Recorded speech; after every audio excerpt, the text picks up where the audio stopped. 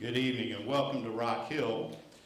In his book, The Weight of Glory, C.S. Lewis made an argument years and years ago that our purpose here on this earth is to make sure that we look out for each other.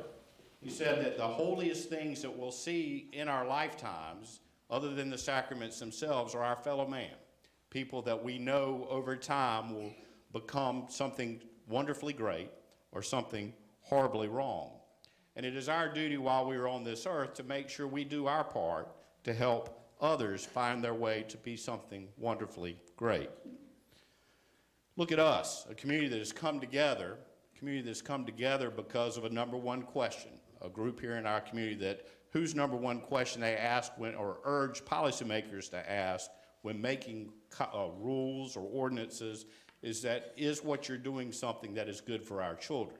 This number one question group wanted to have a meeting in our community to talk about mental health, to talk about suicide prevention, to talk about these big issues, these emotional issues, real life. I'm John Geddes, the mayor of the city of Rock Hill. I'm here tonight with many of my city council members, elected representatives from our school board, from our county council, and from our state delegation. We come together because of the number one question. We come together to talk about this. We come together because it's a real issue. We come together because it's an emotional issue. We come together to grieve with those in our community that suffer from this issue. But most importantly, here in Rock Hill, we come together. Thank you for being here tonight. With that, I'll turn it over to Landon Masters.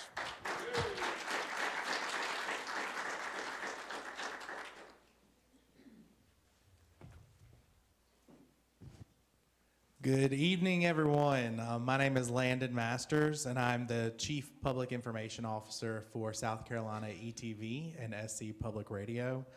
On behalf of SCETV, I want to thank everyone for attending tonight's event, and this is a safe space. Those words are very important when we're here at this event tonight, because we want to make sure that this is a safe space that you feel able to be open and honest, and you'll hear some stories and have very open discussions tonight. That is our goal with this entire initiative. So I'll give you a little bit of background because we are live. That was what we were waiting on in the beginning, was our live feed to start on social media. So just for your information, we are live on social media. And also clips from the event tonight may be used in a live broadcast on SCETV happening in September. So we know that this topic can be something that is hard to talk about, and that's why we want to make sure that we handle it with care, and we have been spending the larger part of this past year understanding, listening, and learning more about this topic from our communities and how we can better serve the people in our communities to help with the resources and the platform that we have from SCETV. I first do want to thank our partners that we have here tonight. You'll hear some of those partners from Raven, Favor, and Desiree Cheeks. And I also want to give a thank you to them because part of our SCETV team, they were very instrumental in getting this together. And so if we could just give them a round of applause.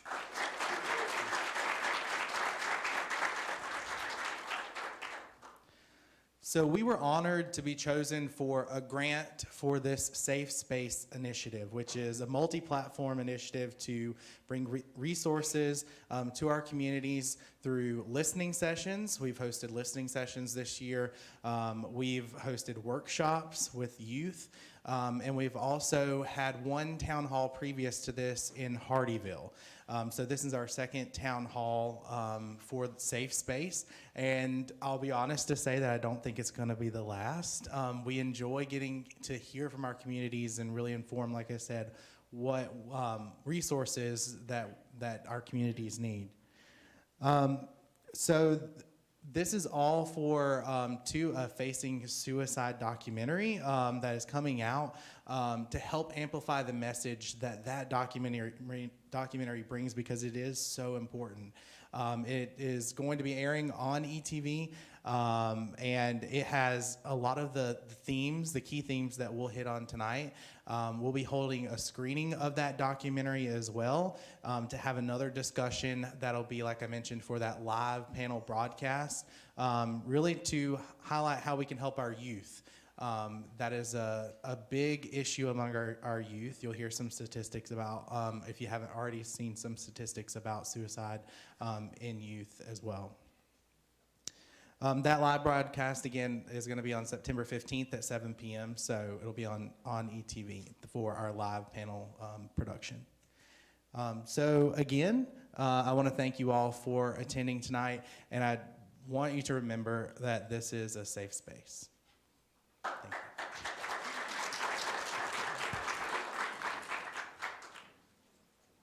We are now going to have a poem from our youth poet laureate, Abigail McClooney.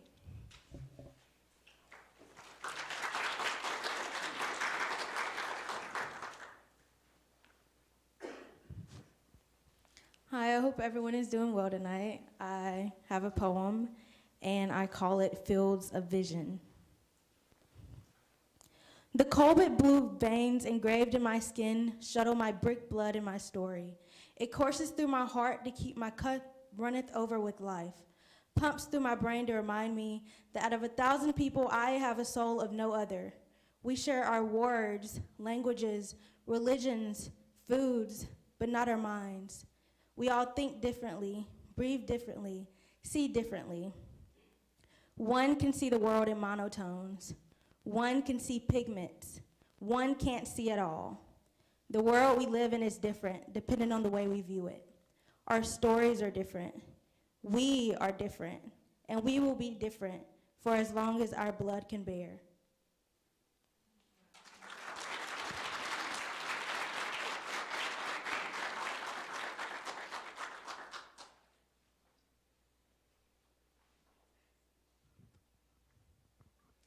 Thank you so much. That was a very beautiful poem. Thank you.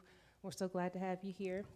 And thank you to everyone who has come tonight. We appreciate y'all coming out to have this very important conversation. My name is Desiree Cheeks, and I am the Brand Development Manager at South Carolina ETV. And I'm Raven Favor. I'm the Social Media Manager for ETV. First of all, thank you again. I want to give y'all a round of applause for being here to have this conversation.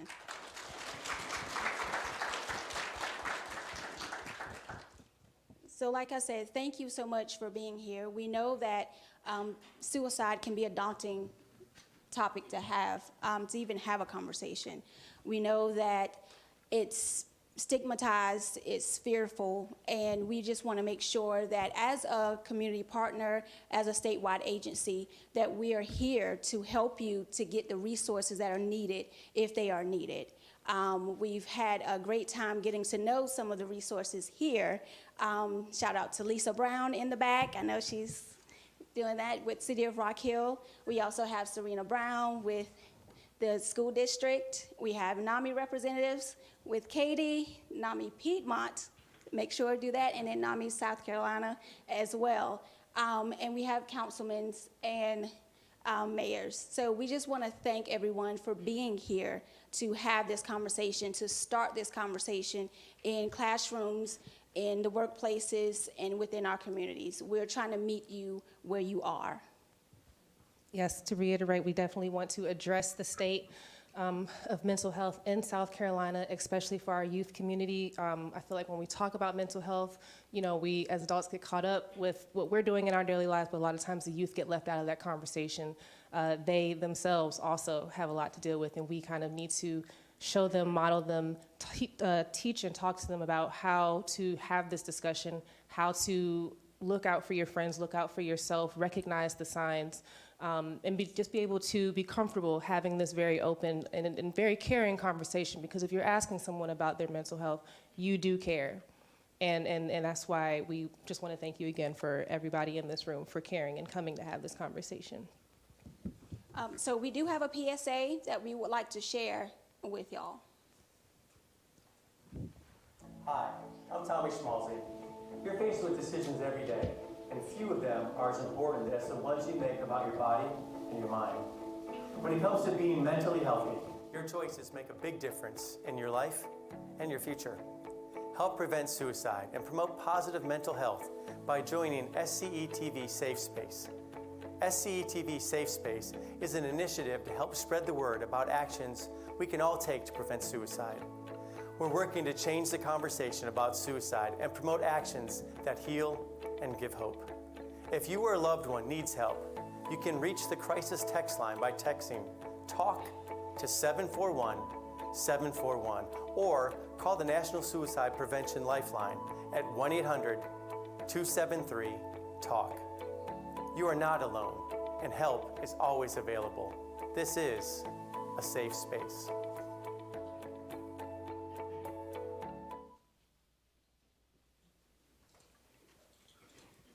So not only do we want to hear from you all tonight, from the community, we also want you all to leave with something. If you have questions about anything, if you want some further explanation, please do ask us, ask our professionals that are here.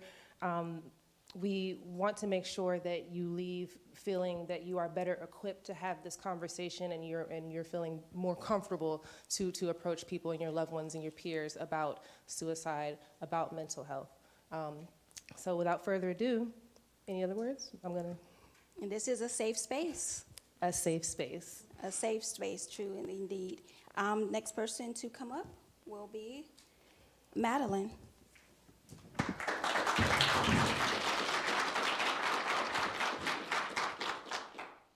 Thank you so much for coming out tonight. It is so amazing to see all of you here and ready to have this conversation. I know it's a hard one to have, but it's very nice to have you all.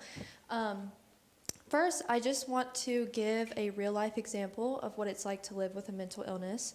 I know that it's hard to talk to your parents, to your friends, anyone in your life, it's hard to talk to about. So I struggle with anxiety, severe anxiety, and this started when the week before my junior year of high school, and I was scared of judgment, and I was scared of being looked at differently, and my life just completely changed. I stopped driving because I had driving anxiety. I stopped going to school. I quit my job. I stopped hanging out with my friends as much because just going out and leaving the house sometimes felt really hard. And so, I know that there are teenagers that are around us all the time that deal with these things, that struggle with these things, and feel like they have to do it alone because they're too scared to say something. They're too scared to have someone look at them differently. They're too scared of what someone might say about them. And that ends up being life-changing for everyone. So even for adults too, it's not just teenagers. Someone that you meet everywhere that you go is struggling with something that you absolutely know nothing about. And so it's important that we go throughout every day, no matter where we go, being kind to one another and living with love in our hearts for everyone, not just the people that we know, not just our friends, not just our family, not just the people that we hang out with on a regular basis, everyone. So as you go through your next couple of days, weeks, be kind to one another. Remember that everyone has a story that you don't know anything about, and show love. So that's...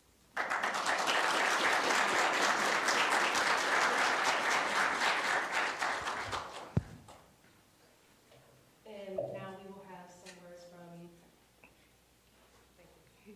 from Councilmember Brandon Guffey.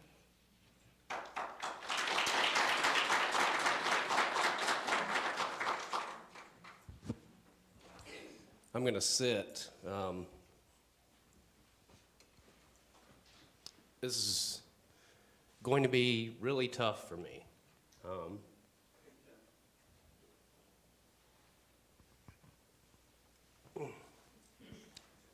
1 month and 3 days ago, I lost my son to suicide.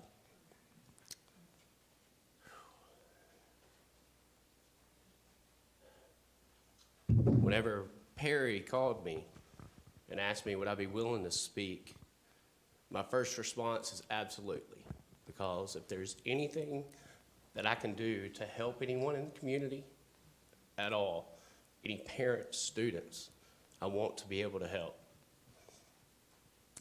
I'm still shaking. I bit my lip on the way over here. I've had, it's tough, but I'm gonna try to get through this. I wanna thank you, Perry, for putting this together. I've always had this persona in my head of being this rough, tough guy that, you know, didn't cry. I think my wife, we've been married for 19 years, and she's seen me cry maybe 3 times. Once whenever my oldest son was born, and maybe one time in between, and then once the night that he died. And I've always held that in.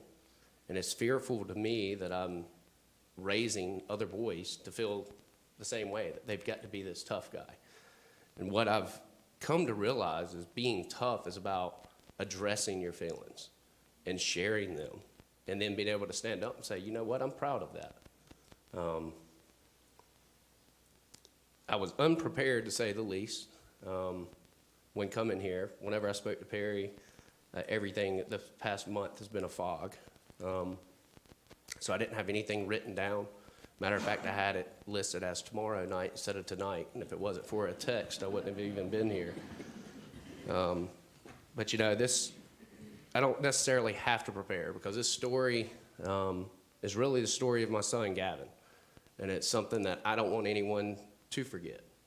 On my T-shirt, you'll see the greater than and the heart sign, or the 3, which creates a heart, which was a text that my son sent out to many of his friends prior to committing suicide. And as we look back, that he would end messages and he would write that.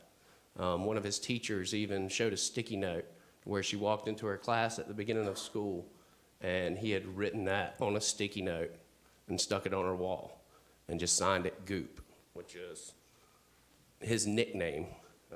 The nickname came about because he said that one of the teachers said that his brain was just so random that his head had to be filled full of goop because everything was going through it. So, and he loved it and kind of stuck with it. But Gavin was my first son. He was always the smallest kid. His birthday ended up right at the line of school. So he was always the younger kid, the smaller kid, seemed to be about a year behind everyone maturity-wise that was in his grade. But he was unique.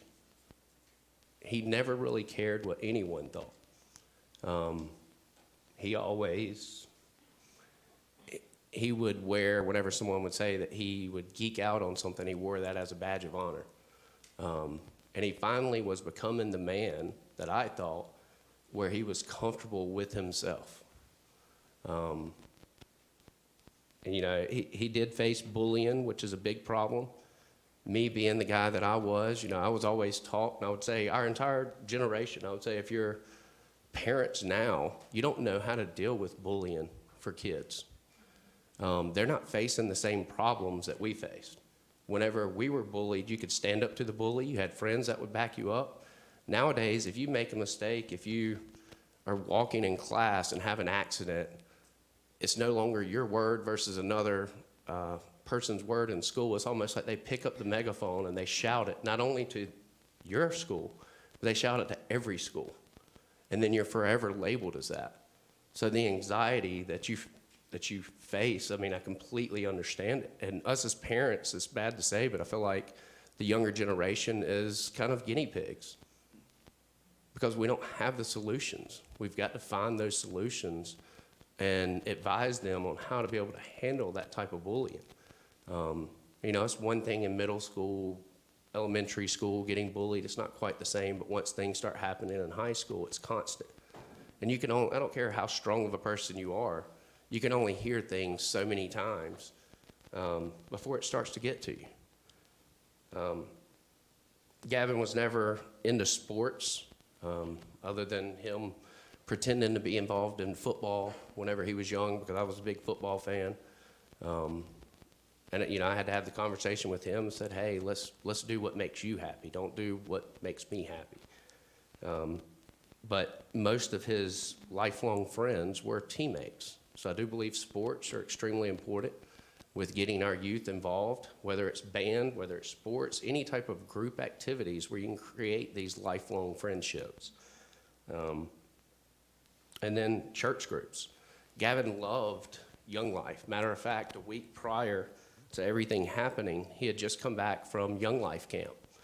And he was so excited. And for a 17-year-old in today's society, he goes and posts his story about how he had Jesus in his heart, and that no drug or anything else could fill that joy that he had in his heart.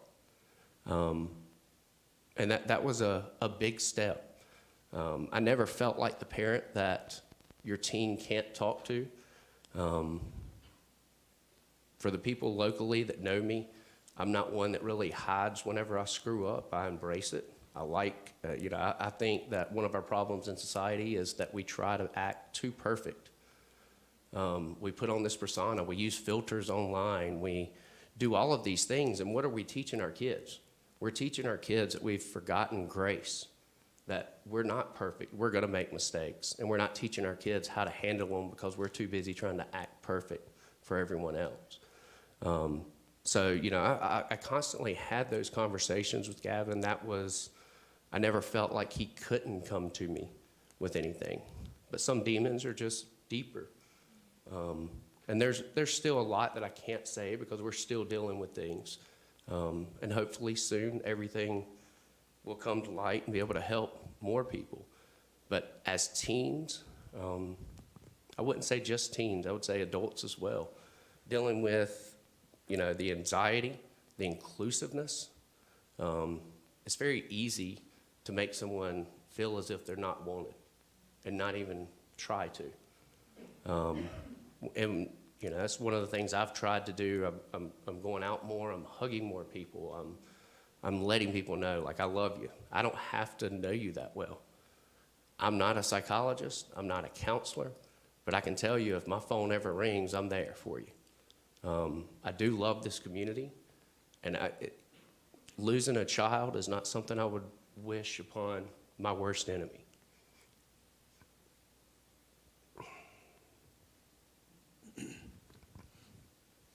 The amount of stress that we are putting on ourselves in society plays a big part of it as well.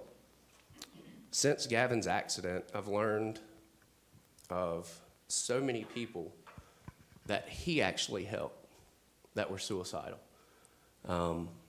Him reaching out and so many people coming, and not only that, just with me trying to be as transparent as possible throughout this entire process and sharing what I am going through. My wife handles grieving a little bit differently. Me, the only thing I can think of is to get whatever good I can out of it and draw that out. And that's the only way I will be able to get through it.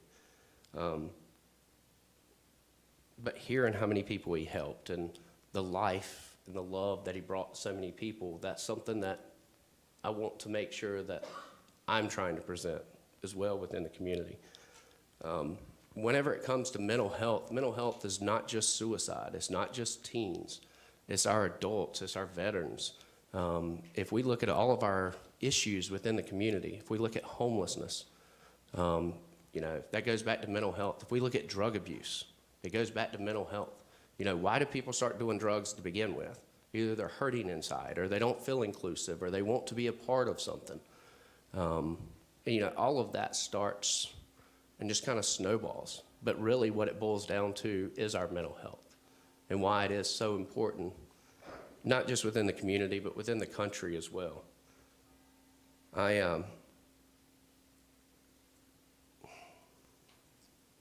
Many people will notice that I wear this necklace. It looks like a Chick-fil-A waffle fry on my neck. It's actually a Jerusalem cross. And the reason I wear it is because it took me 20 years to become a Christian, because I felt like everyone was either perfect or they were a hypocrite, and I could not be either one. And it wasn't until I realized that we're all screwed up and we're all going through things that, I was able to come to that. And one of the things from the men's retreat I go by as we always do, a mission statement of who we are. And my mission statement still has not changed. Actually, as I was reading it before I sat here, if anything, it made me see the ways that I'd failed. But I'm going to read that to you just in closing. I am Brandon Guffey.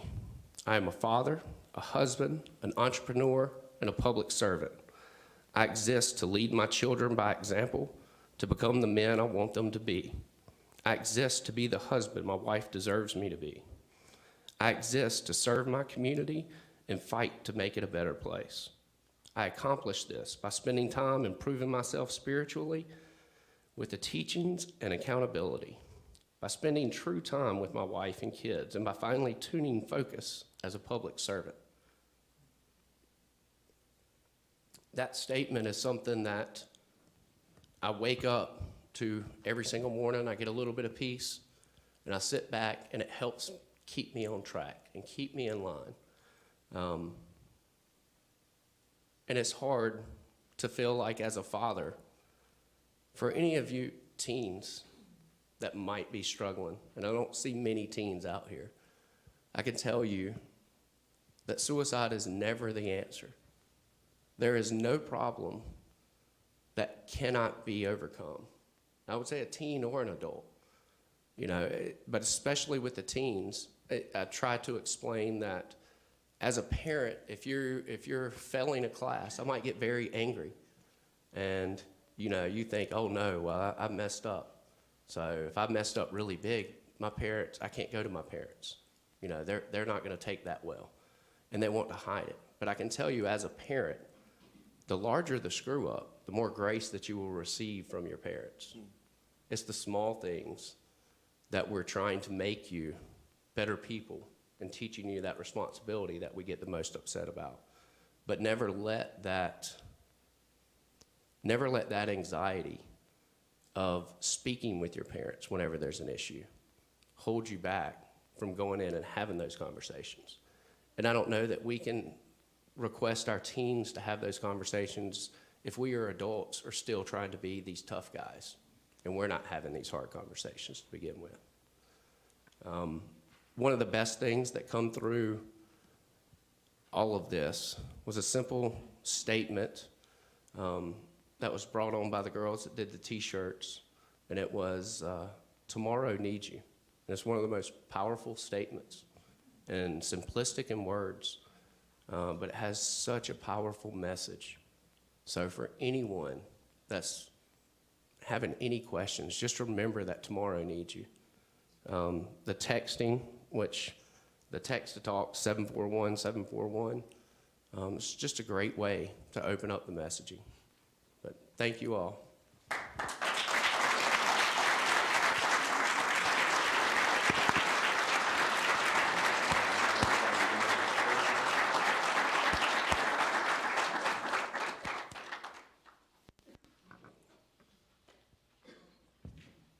Dr. Jackson, you come on up.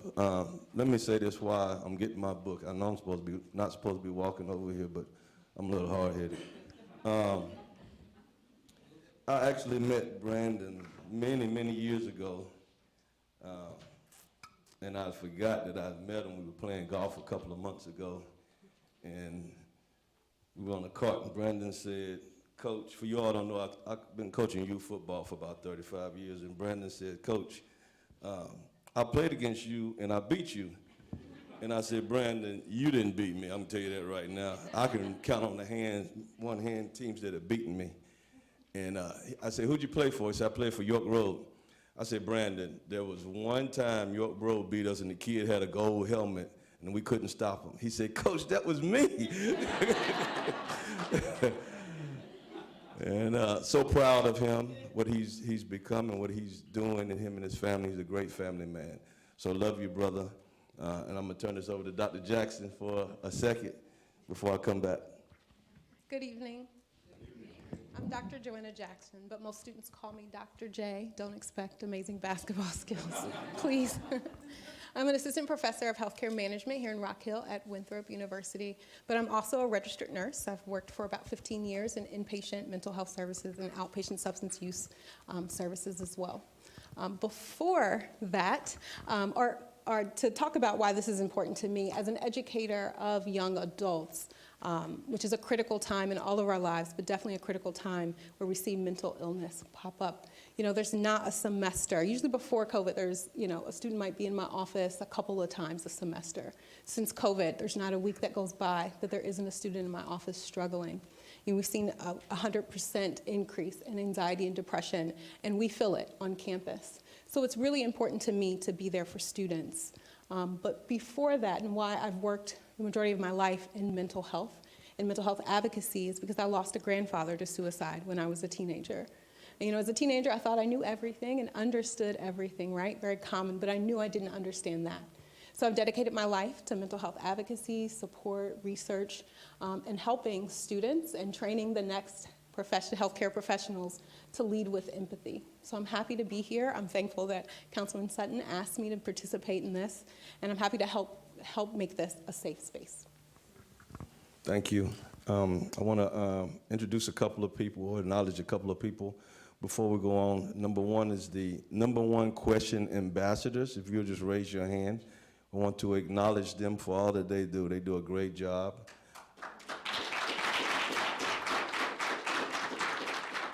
Senator Mike Fanning. Did he leave? Okay. From the school board, Ms. Helena Miller, Wendy Cole, and Robin Owens.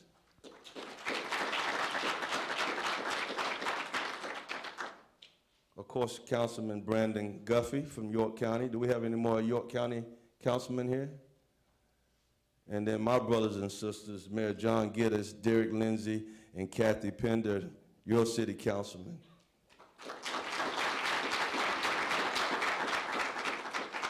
Let me tell you how I met Dr. J, because we're going to go informal here. I am Councilman Perry Sutton, in case I hadn't introduced myself, but for here, I'm Coach Perry. That's what the kids call me. So you got Coach Perry and Dr. J. So that's the way we're going to do it up here. I met Dr. J in a class at Winthrop. This young man put on in his class. He had a wellness day at Winthrop. Now, first of all, I'm the oldest person in this class because I just graduated. And I proudly show off my Winthrop ring up here because I worked hard for that joker. But we were having a wellness day, and I'm like, man, I don't want to go to no wellness day. And we in class, and brings in Dr. J, and the kids are crying. I mean, they're saying their fathers don't love them. It was very emotional. So much that he was looking at me, and I was looking at him, and I had to stand up and say something. But after class, because of some other things that I'm gonna tell you back that had happened, I stalked Dr. J. All the way through, I was running after, I said, listen, we're getting ready to do something, I need your help. I need your help, I need your help, I need your help. And we did the first symposium, and she wrote the curriculum for him. And so I told everybody since then, every time we have one, we're gonna have Dr. J, because Dr. J knows how to talk plain. Sometimes we go over people's heads, but she know how to talk plain, and I'm one of them people, you need to talk plain to me. You can't go over my head. But I want to tell you a little bit, how did we get here? So I, like most of you, have been around mental health conditions for most of my life. I remember growing up, a man used to walk the streets of Rock Hill as if he was driving a car. I'm not going to call his name, but if you're from Rock Hill, you know him. We would go around him or we would ignore him. We would joke with each other as youngsters about sending each other to Bull Street in Columbia. Bull Street was the mental institution in South Carolina.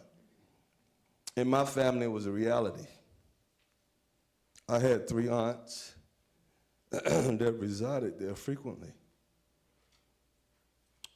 We would joke about it to cover up the pain.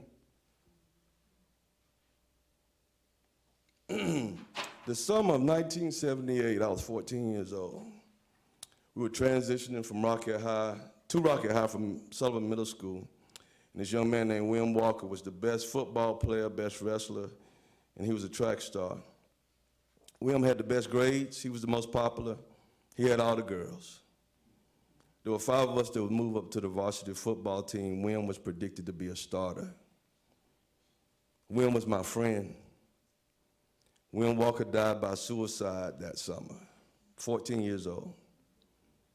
Jamie C. Biscuit Nichols, he defied the odds. After graduating from the University of South Carolina, Michigan State Law School, Jamie was a week away from entering the United States Army as a JAG officer. The Army was going to pay off all of his bills. Jamie died by suicide on May 5th, 2020, at approximately 8 a.m. I called Jamie's phone about 9 a.m. I believe if I'd have called Jamie at 8, I could have helped him. So while we're here, this is my 8 a.m. phone call. April 7th, 2021, former Rock Hill Bearcat and South Carolina State Bulldog NFL player Philip Adams killed Dr. Leslie, his wife Barbara, grandchildren Ada and Noah, along with HVAC workers James Lewis and Robert Shook. Philip Adams then went to his parents' house and died by suicide. I received a call from Colby McCullough, who owns Carolina Seafood, that evening telling me that I had to do something. I told Colby there was nothing I could do. Colby kept insisting that I do something. While we're here today, I'm answering the call of Colby's insistence that I do something. January 3rd of 2022, former Miss USA TV host and lawyer Chelsea Chris died by suicide. So while we're here, to help those who are suffering and looking for answers, what do these people have in common? They were successful young people from our city. They went to school in Rock Hill School District 3, and I knew them personally. There's a stigma in the African American community that we don't commit suicide. These were all African Americans. Wynn was my friend. Jamie and Philip played football for me, and Chelsea ran track with my son. We've been ignorant to mental health conditions for far too long. It is now time for us to educate and inform ourselves of ways to help and get help for those who are suffering and being affected. Our mayor, he often says that the people of the city of Rock Hill are resilient. We acknowledge our problems, then we go fix them. We have acknowledged that we have some problems. Now it's time to fix them. Thank you to all the participants who put this together. May God bless you and let us get together as we improve our community. Thank you.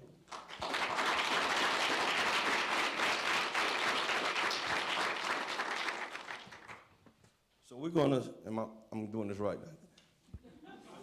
Hey, we didn't practice this now. We're going off the hip with this one. And then they told, I thought we started at 6 o'clock. But, you know, we're good. I'm going to ask you the questions, right, Dr. J, or how are we going to do that? I'm going to pose the questions to everybody? Okay, you're going to answer the first one? All right, that's the way we're going to do this. Okay. Do you think we can prevent mental health problems? Okay, you started with a hard one. Oh, yeah. I do think prevention is important. I think prevention would help. I think it's possible for the majority. I think that it's difficult, right? I think it's hard to know how you will handle something.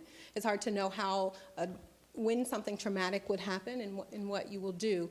But I think starting early and learning coping strategies, learning what resources are available, talking about it with each other, being open, decreasing the stigma, all of those things would help prevent the majority of mental illness, yeah.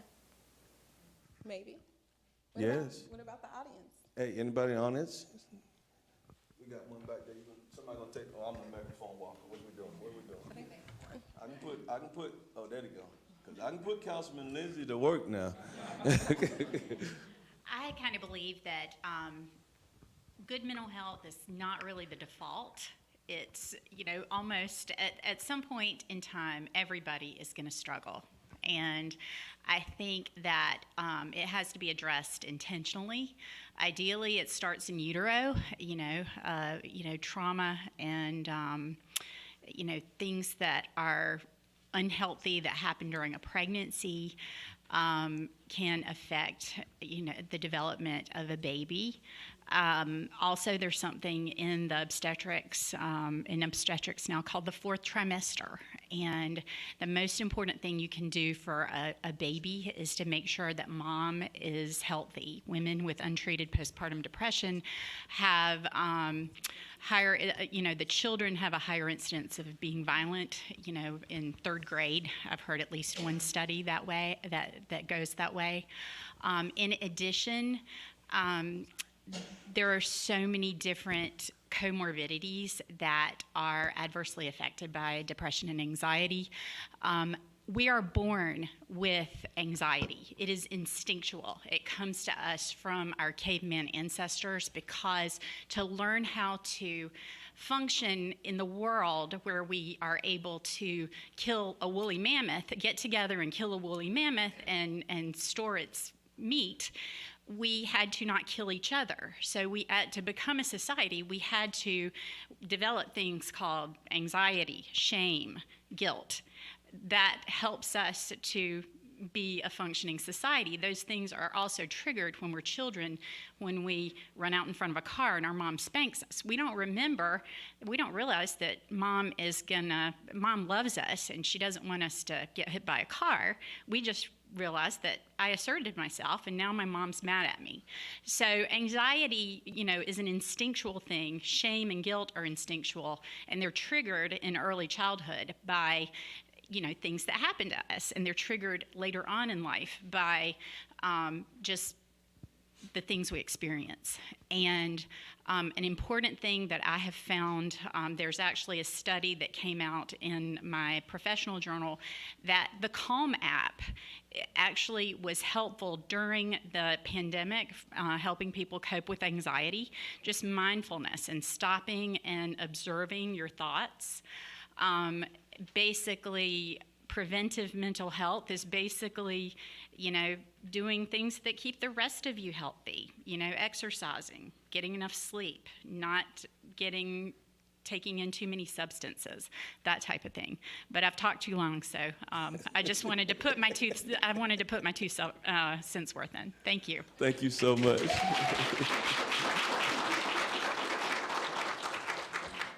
Anybody else want to speak on that subject? Now, I'm gonna give you your warning now. When I start asking these questions, and if nobody comes up, I'm gonna get up and walk around with this mic. I know most of you in here, and y'all know how Coach Perry is, so we need to get some participation in this thing now. Here's another question.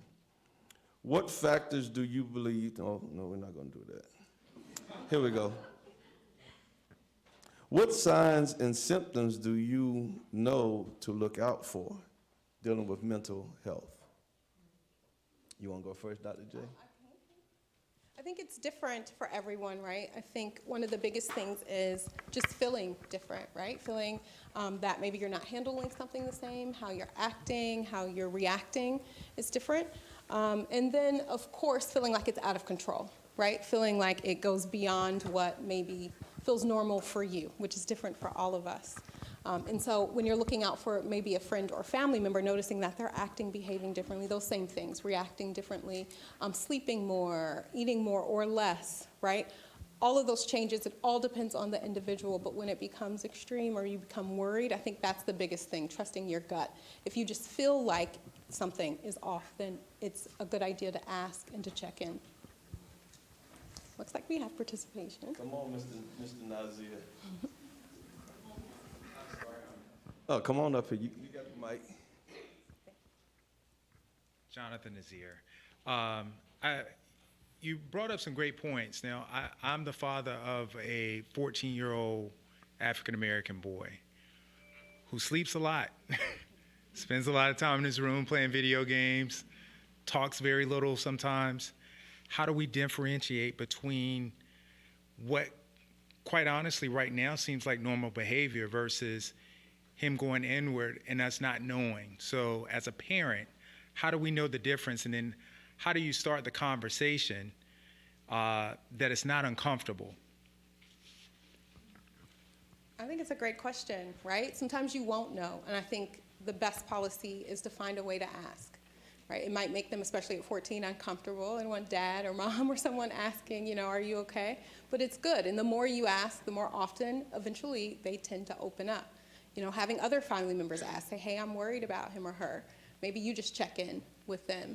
You won't always know, right? Especially when you're young, and we tend to hide things when we're young anyway. So if you don't notice behavior changes, I think it's a good idea to always check in. Yeah. So I was just going to kind of address the question because it's something that I've actually put a lot of thought into. You know, as we're growing up, we want to be outside, we want to be around our friends. But I think too often we as parents discount that friendship that so many of our teens have online. And it's just because it's not the same type of friendship that we had growing up, it doesn't mean that it's less important. And, you know, even it's the little things that can kind of trigger that anxiety. And going back to the question, you know, I would say one of the biggest problems that I would constantly have conversations with Gavin about was he had, I would call it a Chicken Little mentality. Whereas one thing goes wrong, he feels like the whole world's ending. And it's like, why, you know, I got a bad grade on this, so why do I even try to pass this class? I'm going to have to take it again. And it was just that mindset of one thing going wrong and everything's wrong. And I think that would be, in my mind, one of the most important things to address. And how do we teach teens that it's not the end of the world just because one thing happened? I think one thing to respond to that, please, yeah. One thing to also say to that is to be vulnerable with them, right? Let your children and your family members see you struggle and see you overcome it too. Modeling that behavior, showing that it's normal to talk about it might also help. Hi, good evening, everyone. My name is Tamara Edrington. I'm the Executive Director of Catawba Community Mental Health Center. So I think one thing to answer the question is understanding what is normal human growth and development would be the number one start, because you're exactly right. 14-year-old, I have one of those too. They're in their room all the time. They seem angry sometimes. They're happy the next time. So understanding that is a normal process in human growth and development. But when you start to recognize extremes, highs or lows, then you start to ask those uncomfortable questions, whether it makes them uncomfortable or not. And sometimes as parents, it makes us uncomfortable. So one of the things that we practice at our agency is writing. That is a wonderful mechanism. I've done it myself several times. Put a letter on the bed, let them respond in their time, when they're ready. That way they know that it's comfortable to speak to their parents about anything, letting them know that, hey, I care and I'm here when you're ready, and it's not a forced situation. And if they know that support is there oftentimes, then they will come to you. But please don't hesitate to always check in. If that means checking book bags, checking through phones. We let our children already know, I will check your phone regardless. So it's mine, it's not yours. So be very mindful of what you put in the phone so that they know that there are parameters around what they do. And also that's a level of protection. They know they care. My family cares for me. So those are just some entities, but the major thing is understanding that human growth and development, because that is a normal cycle for them. Thank you.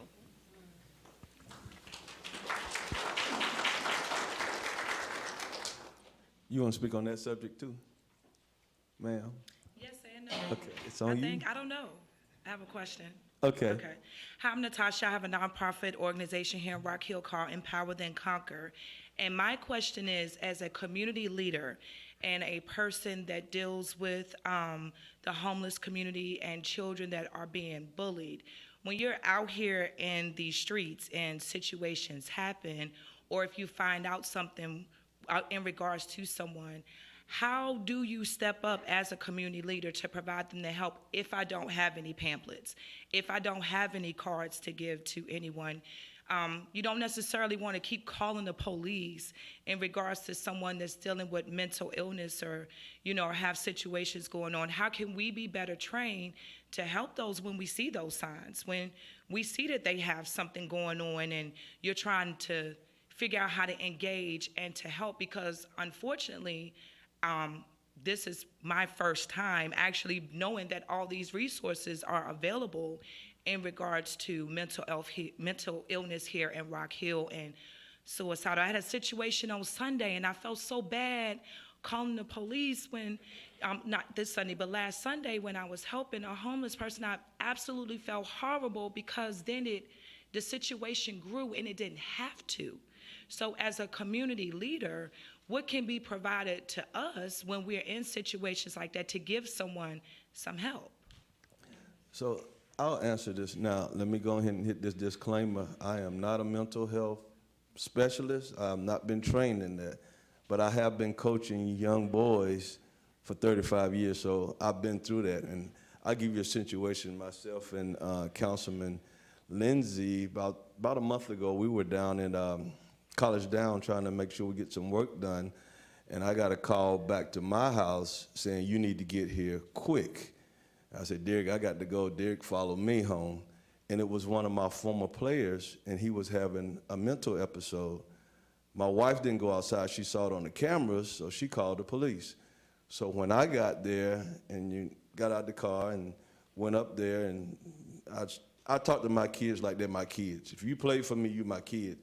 And we saw he was having a mental episode.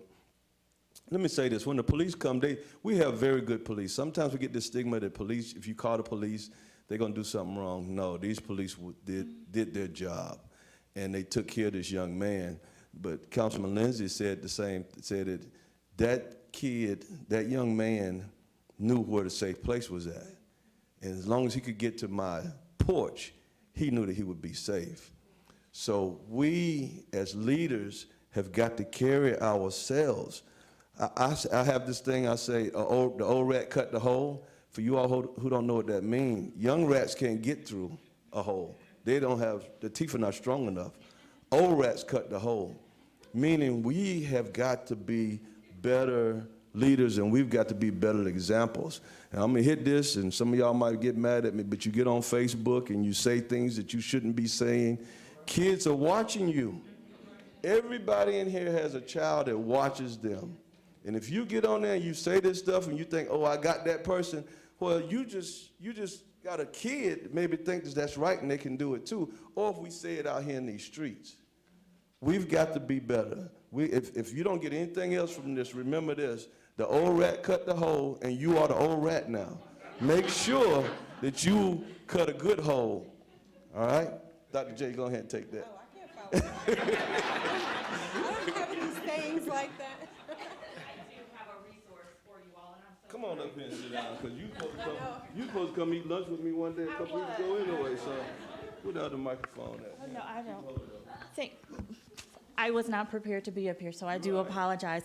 988 is the mobile crisis response line for, it's a national mobile crisis response line. However, for our local community here, the State Department of Mental Health, and Catawba is a part of the State Department of Mental Health, has a mobile crisis where if you call that number for any individual who is in distress or experiencing a mental health crisis, and you don't have to be the individual, it can be the individual on the street that needs some assistance, you can call that number and my staff will deploy on site to de-escalate the situation in that moment. We do, however, have up to a 60-minute response time because we're all over the county, Chester, Lancaster, and York. However, if it's de-escalation that's needed, we do that on the site. However, if it's hospitalization that's needed, we work very closely with law enforcement and our probate judges to provide that hospitalization right there on the spot.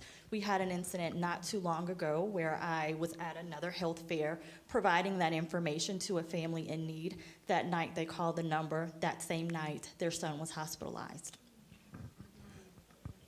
And I want to say one thing while she's coming up. NAMI, NAMI, NAMI. If you don't get anything else, NAMI.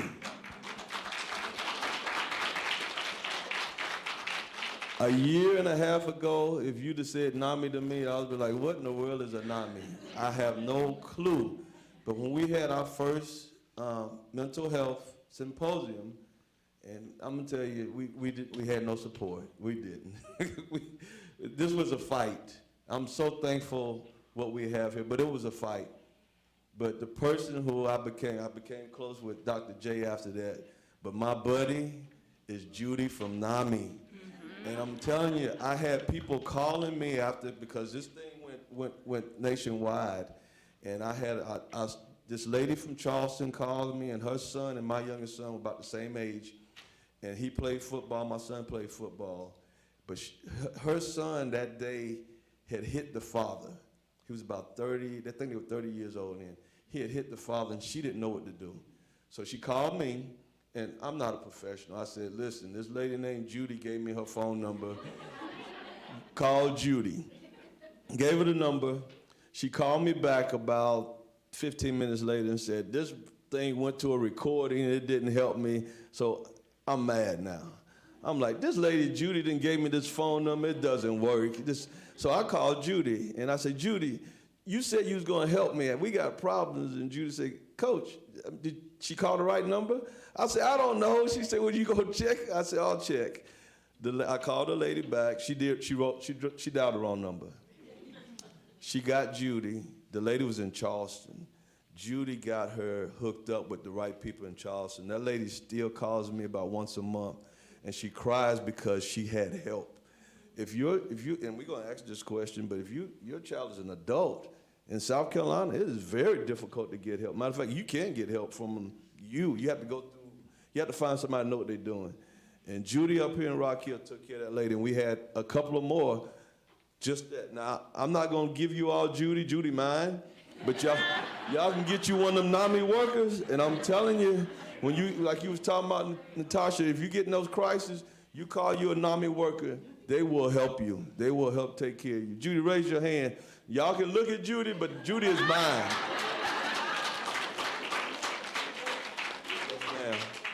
Well, I'm sorry, you're gonna have to share Judy because she's partially mine as well. And I didn't know you were you. Like, we used to like kibitz over by the social work department at Winthrop. So I'm Sarah Tittman. I am an instructor at the social work department at Winthrop. I also moonlight at hospice and community care and serve on the Commission for Children and Youth. So this is near and dear to my heart as well. I have so many things to share, but I'm gonna keep this brief. I think something we need to do more of in our community is the gatekeeper trainings. How many of you are comfortable even asking someone if they're having suicidal thoughts? Raise your hands high. How many are comfortable? Not even half the room. We need to get comfortable simply asking people. They can be there in 60 minutes, but how do we hold the space for 60 minutes? Every single person in this room should be able to ask someone if they're suicidal. This morning I had 6 BSW and MSW students trained through the AS+K suicide gatekeeper training through the licensed mental health therapist at Rock Hill School District. They are trained to do this training. There are other gatekeeper trainings through the state of South Carolina Suicide Prevention Coalition and Council. We can get more gatekeeper trainings in our community.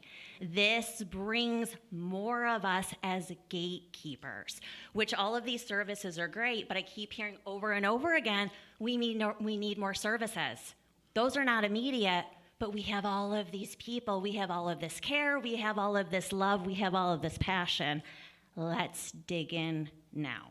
So that's my first point. Can I make another one? Can I rewind to the conversation we were having before that? Because I didn't move quick enough. Please, Coach. Go ahead, take care of it. Thank you. Going back to the teen and the 14, I have a 12-year-old daughter. Ooh, she'd probably not approve of my outfit, but it is what it is. I know. I call it the invitation, and it goes back to vulnerability. And vulnerability, y'all, it's hard, especially our generation and older, because we were taught, like, don't talk about it. Especially in the African American community, you don't talk about it. This is what I've been taught, especially in all of my grief and loss work. What I've learned to do with my kiddos, and I lost my brother to, some people will say it's suicide. I don't call it suicide, but it was a heroin overdose in 2018. Tomato. What I do with my kids, especially when I call it my anxiety, is when I'm up in the tornado. And I've been up in that tornado a lot lately, so I've been doing a lot of grounding techniques. When I get up in my tornado, I get impatient with my kids. I yell. When I come out of my tornado and my feet are planted back on the ground, I say to my kids who are 9 and 12, y'all, I was just a little bit anxious. what did you see? How was I acting? They're like, Ma, you were cuckoo for a minute there. I'm like, yep. And we talk about how it manifests for them, what it looks like for them. They know for me, like, you need to go for a run right now. Can you go for a run and come talk to us when you get back? Because they know for me, I need to get it out. But what I find, our kids can't talk about feelings and emotions if we don't role model that we have them too. Like, how many of your kids even know that you have feelings and emotions? We have, like, for real though.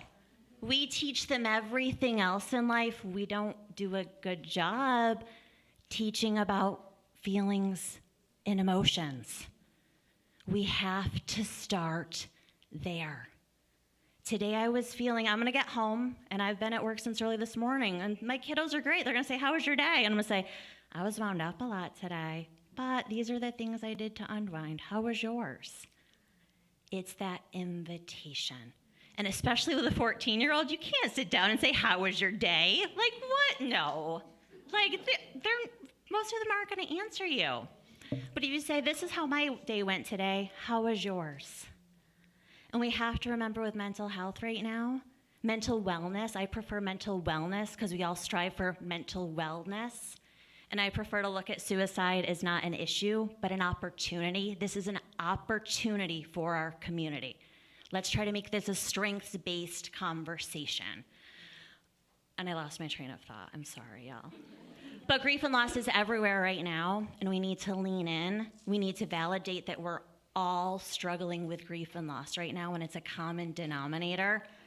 And it's okay to not be okay, but it's not okay to not talk about not being okay. I think I covered it all, and I'm done now. Thank you. Thank you. Thank you.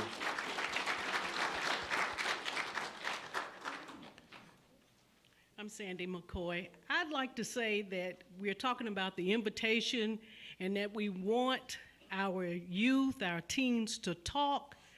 Allow them to use the vernacular that is comfortable for them. It might not be something that parents want to hear. They may curse. They may use words we don't really understand. Don't shut them down. Let them say it. Let them say it the way that they can express their feelings, whether it's anger, whether it's sadness, but please don't shut them down. I mean, and I know we have, the proper graces, and we want them to speak eloquently, but if they're using curse words or words that make you frown or make you go, ooh, I didn't know my children talked like that, let them say it. That's all I have to say.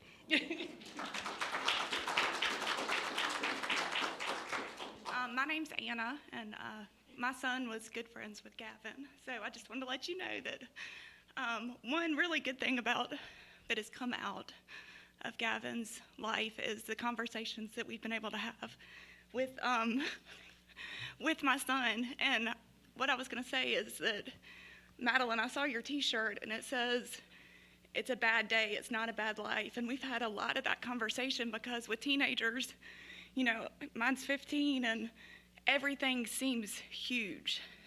And we've had that conversation with my son saying, it's because we see social media where everything seems perfect and happy. We talked about that, and saying this is a moment in time, but it doesn't have to be your future. This isn't your future.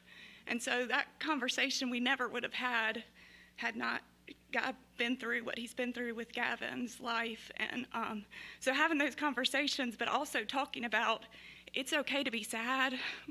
Everybody's sad, like you were saying, to show your kids that it's okay to be sad and that it is just a test. But having those conversations and that it is okay to have a bad day, because so many times we try to cover that up.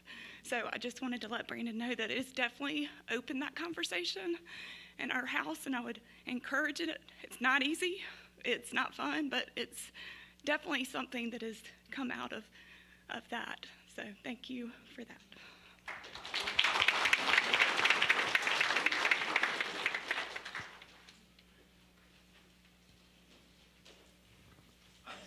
Oh, you all right? That's why we're here. I like to talk.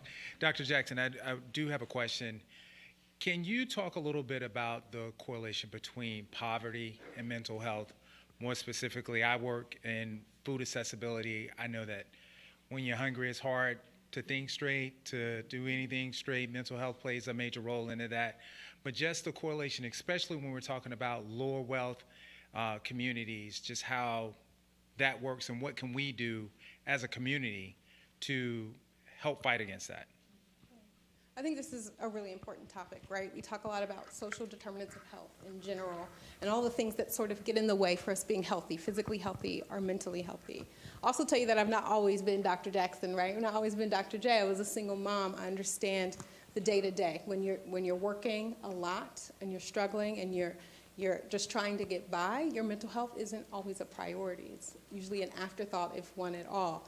There is a direct correlation, which I think makes sense, right?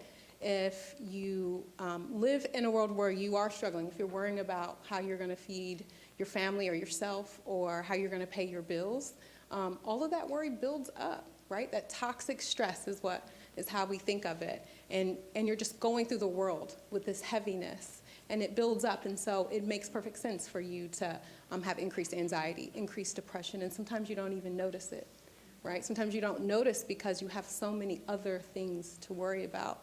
Mental health can be a luxury, right? Accessing resources is a luxury. It means you have time to sit down and think, I'm going to call somebody. I'm going to get help. And when you're struggling, regardless of what that struggle is, whether it's poverty or other things, that time is a luxury. And so that correlation does make a lot of sense, I think.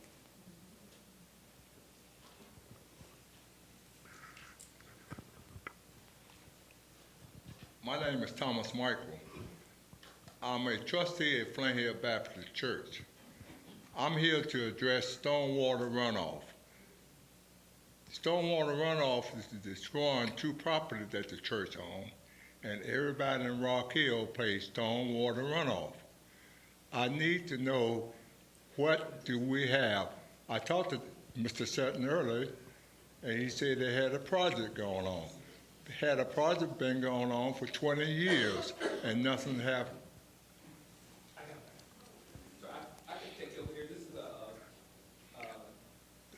Let me finish. Post 34 is a safe haven place. Anybody that needs any kind of assistance in Rock Hill, Post 34, American Legion, is a safe haven place. I have conversation with adults that need mental help, and I'm trying to work through VA to get that done. But right now, I'll speak to you in a minute. I got to run back to a meeting, but I want to bring that up. Thank you.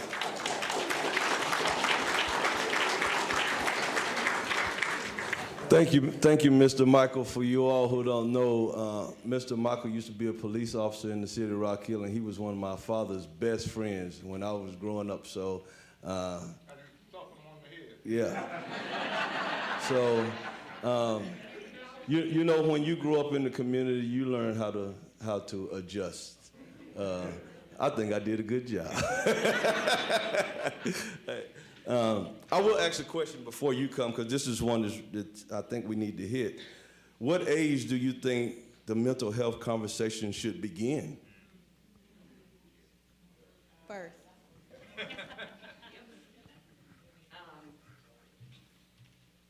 In the perfect world, it needs to start in the beginning. Dim check. Yep. She was right. There are things that happen when, you know, moms are pregnant that can change the chemical balance of a child. But when we're not talking about the chemical differences, when we're talking about, like, my son that was 4 and just turned 5 over the summer, we started dealing with self-esteem issues because of a daycare that he was in, right? I had to start talking about it then. So I really think it's going to be at any age. It's going to be at every age. I think the most vulnerable right now, to me, working with some youth, volunteering within school districts, having friends of children of all ages, I think that we're seeing a lot in our transitional years when we're going from maybe some self-esteem going into kindergarten, but when we're going from 5th grade to 6th grade, we're seeing culture shocks. We're seeing a whole different world. They're not knowing how to handle it. Maybe it's the conversations when they get home, making sure you have them whenever you have the time. Definitely going from 8th grade to 9th grade. Again, another culture shock. But I am seeing a lot with our transitional to adulthood. Our seniors graduating and trying to think they need to know life figured out because they got to go to college, they got to get a job, they got to do this, they got to do that. That's a lot of pressure on someone who's just finishing up some hormone growth, right? So I think it's any age. Any age we need to be talking about it, but those are the ones we really need to watch and focus on because especially that age, they're supposed to be an adult, right? But they've got all these feelings they haven't learned to deal with yet. I think it's helping them find tools. So. Thank you so much. I'm gonna give one comment and then I'm gonna let you have it.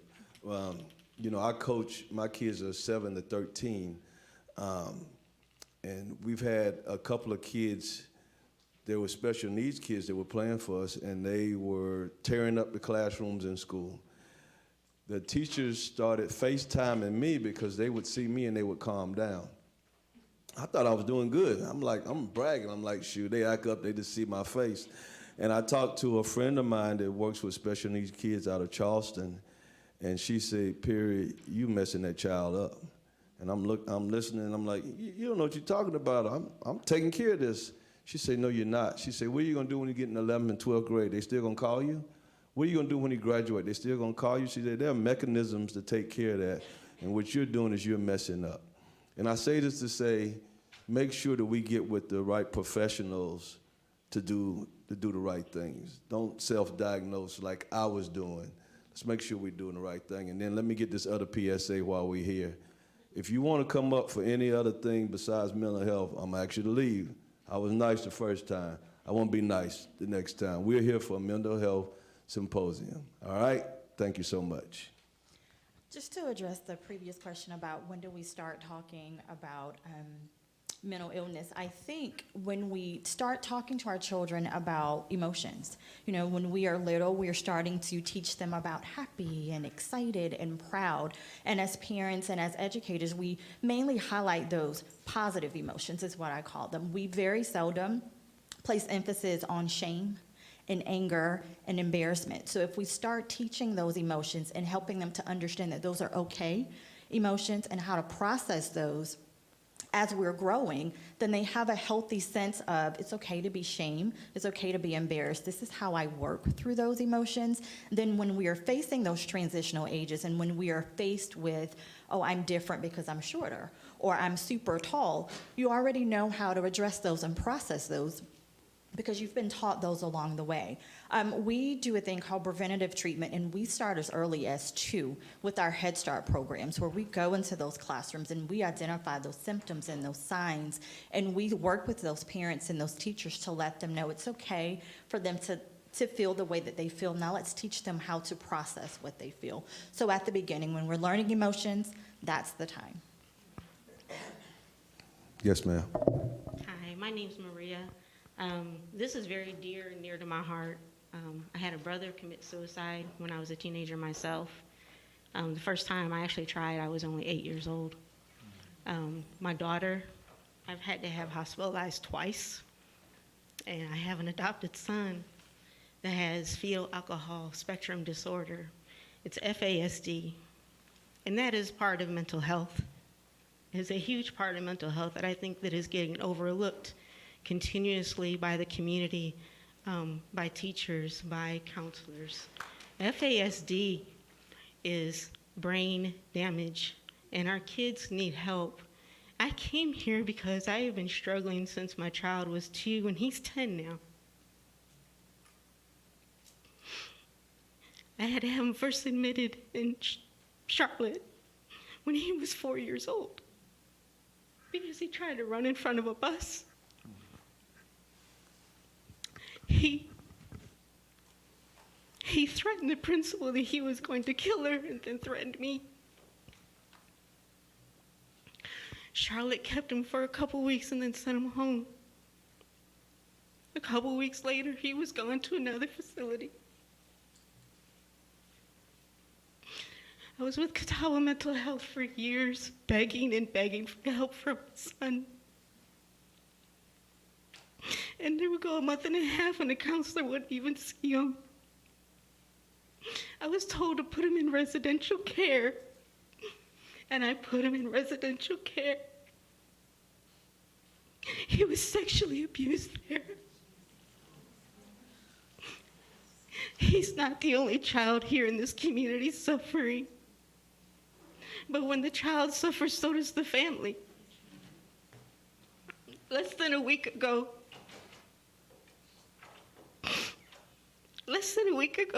he threatened to kill my other son. What is a mom supposed to do? I have cried out to teachers. I have cried out to counselors. And everyone tells me they can't help me, and they tell me to take him back home. When will we be proactive in our community instead of reactive? Does it take him to put me back in the hospital again because my own son has put me in the hospital because no one will help me? When will Piedmont actually have pediatric psychiatric care? Instead of saying you have to come get him because he's okay here. Do you know why he's okay there? Because he sits in front of a TV and they feed him peanut butter and jelly sandwiches all day long. But when his mom tells him, son, it's time to go to bed because you got to get him at 5:30 in the morning, he throws chairs, he throws coffee tables. I have holes in my walls and my poor other kids are traumatized because of it. When will we get help for these kids? That is why I'm here. Please help. Thank you for sharing. I mean, I think it's really important for others to hear, people who are struggling, and hear it from people. I think that's a really important part. I also really want to encourage you and others who are struggling similarly to reach out to NAMI. We've talked about NAMI a lot, for support groups, right? There are other parents who feel the same way, who want the same resources you do, and getting together as a group can definitely be helpful. But I'm so appreciative. Talking to other parents doesn't get help for my son. I'm still sent home with a child who wants to kill my other son. What am I supposed to do? We all have locks on our doors. When will we get help here? I've been told, go to Charlotte, go to Columbia. By then, it's too far. When are we going to get help in Rock Hill? That's my question. Oh, yes, come up, get this microphone. I think that this is, I'm Katie with NAMI Piedmont, and so I think that this is part of the conversation that we never have, and I recognize this very clearly, yeah. And I think that part of what motivates me, what motivates Robert and Betsy here and Judy and all of us here with NAMI today is the fact that we all live this every single day. We have all lived this for many years. NAMI's been in this area for 27 years, but I've worked since 2014 with NAMI. Betsy's been here for 18 years, working through the same challenges. And so, Judy, the same, and we do want it to change, and we do want access to pediatric care, especially here in York County. We don't have access to pediatric crisis beds in York County, right? If I'm right in saying that, unless it changed in the last few days. We don't have that. No, and so we all know that that's a problem, and I know that Tamara recognizes that that is a problem, and your story is one of those that never gets told because we're scared. So when we have a child that's hitting us, when we have a child spitting at us, when we have a kid who can't go to school, when we have a kid who can't go out to the community, who can't go to the museum, who can't go to the library, and we're forced to stay home with them and nobody seems to be able to help us, that's when it becomes a crisis for the entire family. And I applaud you for standing up. I appreciate you standing up. And that's one of the biggie things that we really do have to bring to light and make changes. So speak to any of us at NAMI after this. We will take your name and address. We have advocates in the room. They'll speak to you, and we'll keep advocating for better. And I think there's a lot of people in this room that want it to change. Thank you. Yeah.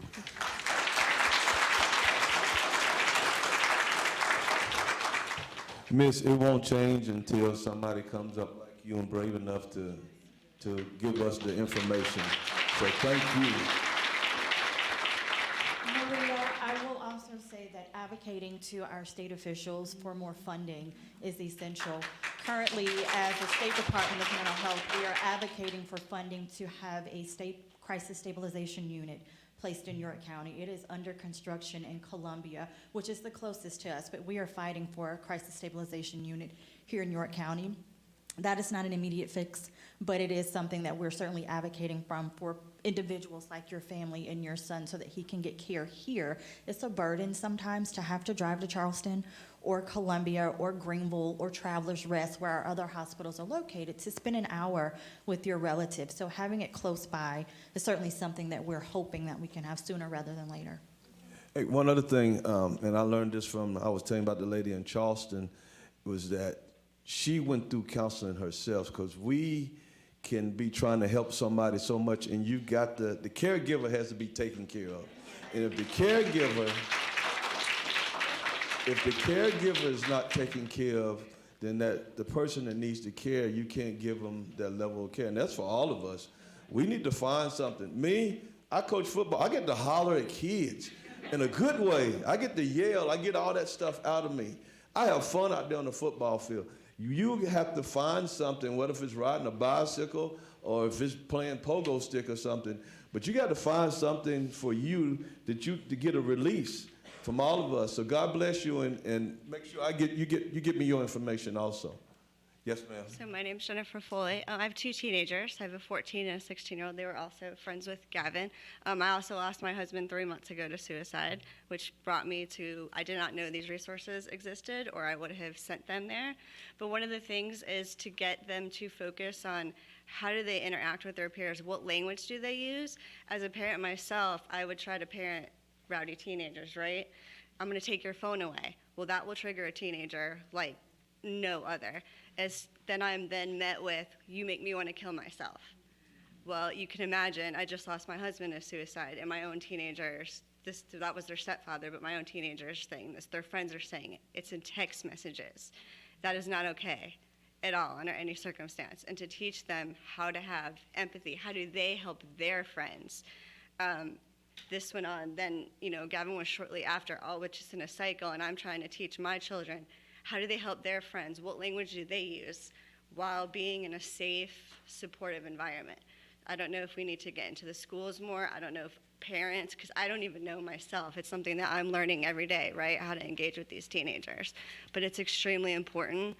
It's not just the language that they use. We have to teach them that. They don't know it. They know what they're taught. And that is part of our jobs and why we're here, to bring that awareness as the parents, right? There's mostly parents here versus the actual teenagers and the younger children. Their friends do something they don't like, and it goes well beyond just bullying. They tell each other, why don't you go kill yourself? And here we are. And there's no other pain like losing someone to that. So thank you, guys. Thank you.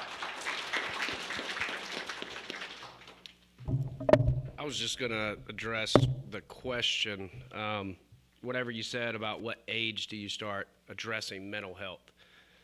Whenever everything happened, for some reason in my mind, I've got Gavin was 17, I have a 16-year-old, and I have a 4-year-old.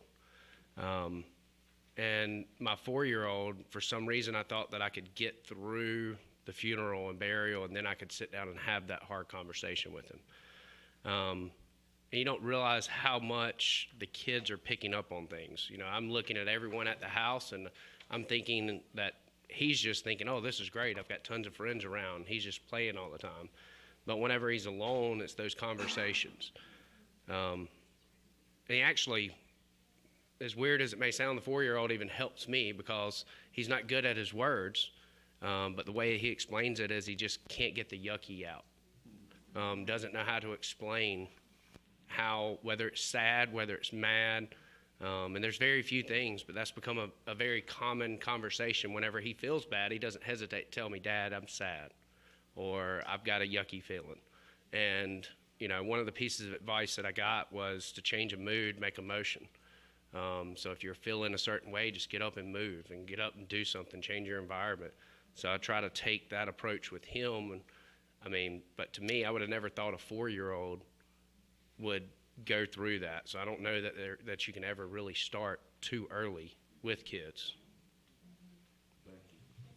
I think that's one of the best things about this conversation is everyone sharing their personal stories, right? We can talk about the research, we can talk about the resources we have, but just hearing these stories from each other, I think is also very helpful. Hi, everybody. So it's been a complicated journey for me.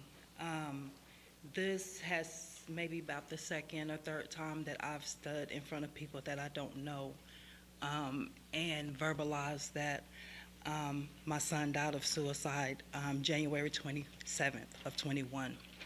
So at that moment when it happened, and at the time my daughter was 10 or 11, and she came home and we had to try to explain to her what happened. I just told her that her brother was gone. I didn't tell her how. I didn't know what to say to her. So later on, she was maybe a little upset. Mom, why you didn't tell me how? So I think it's very important to start the conversation as soon as possible. For me, I didn't want to hurt her. I didn't want to put maybe thoughts in her head. And I may be the first to say that there's a stigma that comes around suicide, and you're ashamed to say that my baby did this because this is not how I raised them. So that is what was in my mind when it happened. And I'm starting to learn now that it's a sickness, and it was a sickness that I couldn't help. It's a sickness that I couldn't cure. And so now I'm just trying to watch my family closely, let them know every day how much I love them. And, but that's all I have to say. Thank you.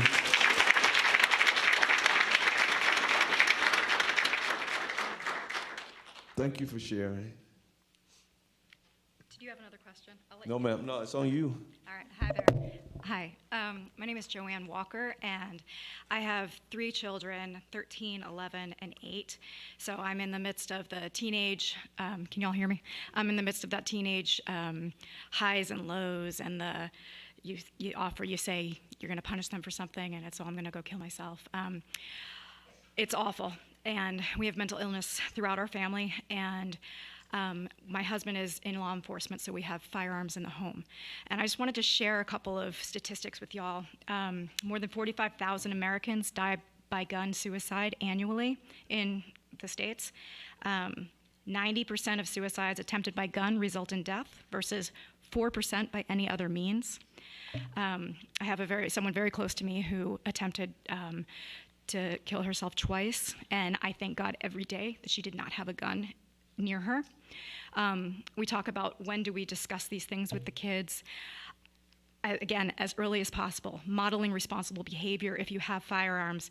I'm a lead for this program, Be Smart for Kids, and it's all about secure gun storage and keeping guns out of the hands of children.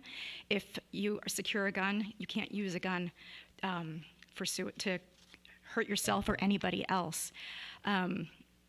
I know that it's not the answer for everything. It's not the answer for the mental health, but if it saves one life, securing a firearm is the best thing that you can possibly do. I have access to gun locks, which I have a box of them if anybody wants one. Before we leave here tonight, you are welcome to come over to me. Children are impulsive. Their brains are not formed until they're 24, 25. They make rash decisions. Generally, for a child or for a teenager, the decision to attempt suicide is made and it's acted upon within 10 minutes. The statistics show it is fast. If they don't have access to something like a firearm, that could save their life. Access to a firearm increases the risk of suicide by gun by 3 times. So I just wanted to put that out there.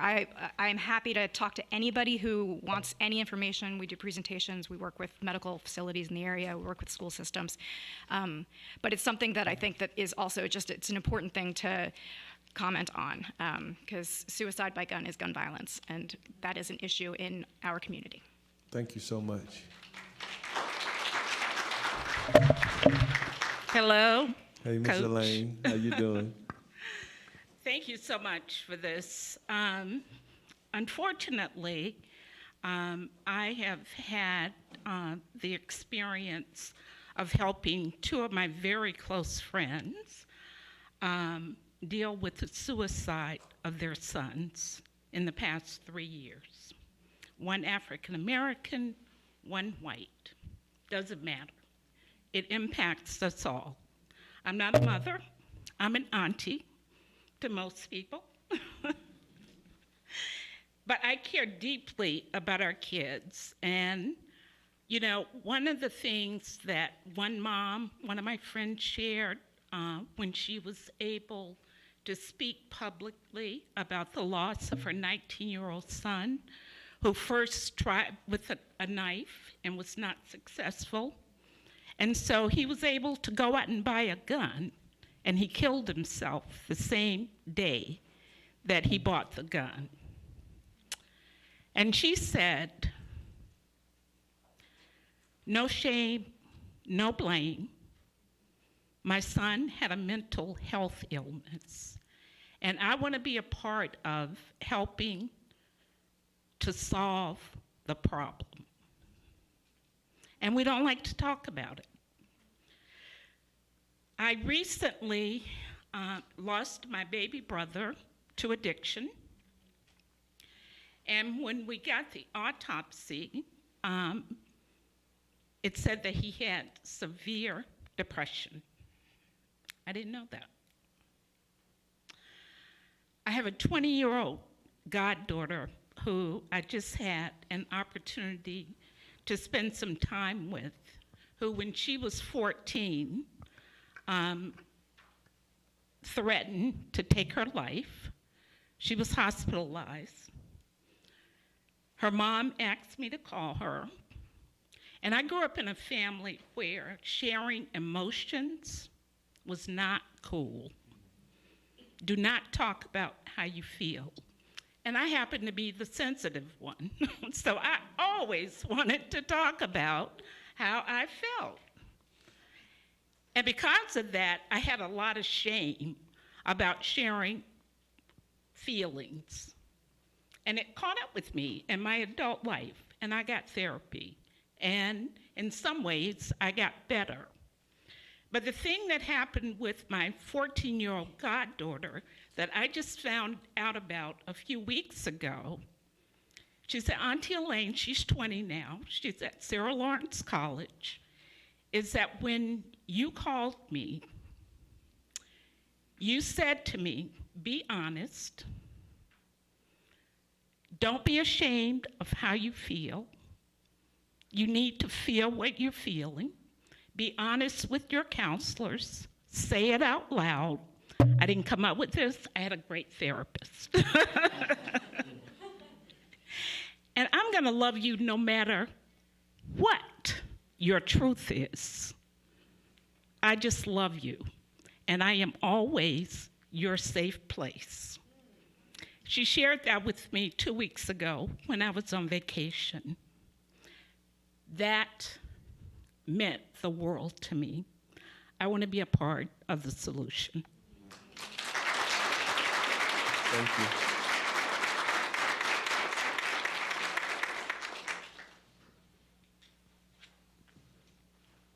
Hello, I'd like to thank everyone for coming out here and to be given the opportunity to speak. I want to share my story.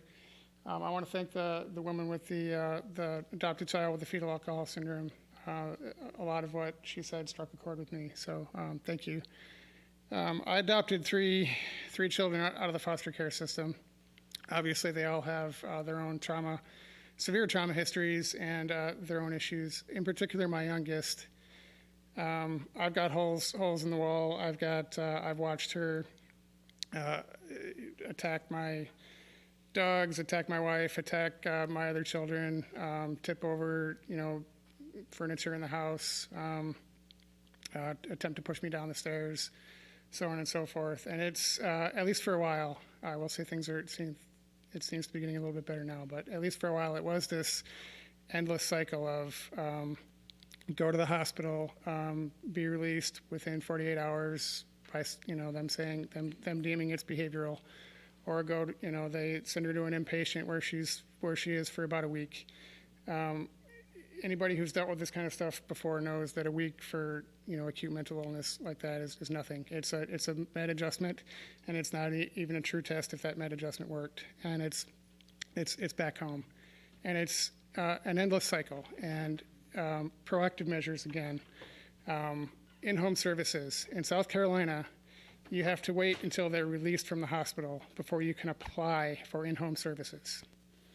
Okay, we waited 2 weeks before we were accepted for in-home services. We waited 6 months before anybody could provide any. We got about 2 weeks of in-home services. The only provider in our area, for whatever reason, couldn't come over anymore. We gave up. There is no proactive help available. It's not out there. Again, I want to thank everybody for listening. I don't want to, give the wrong impression, but we need help. We need proactive measures. Thank you.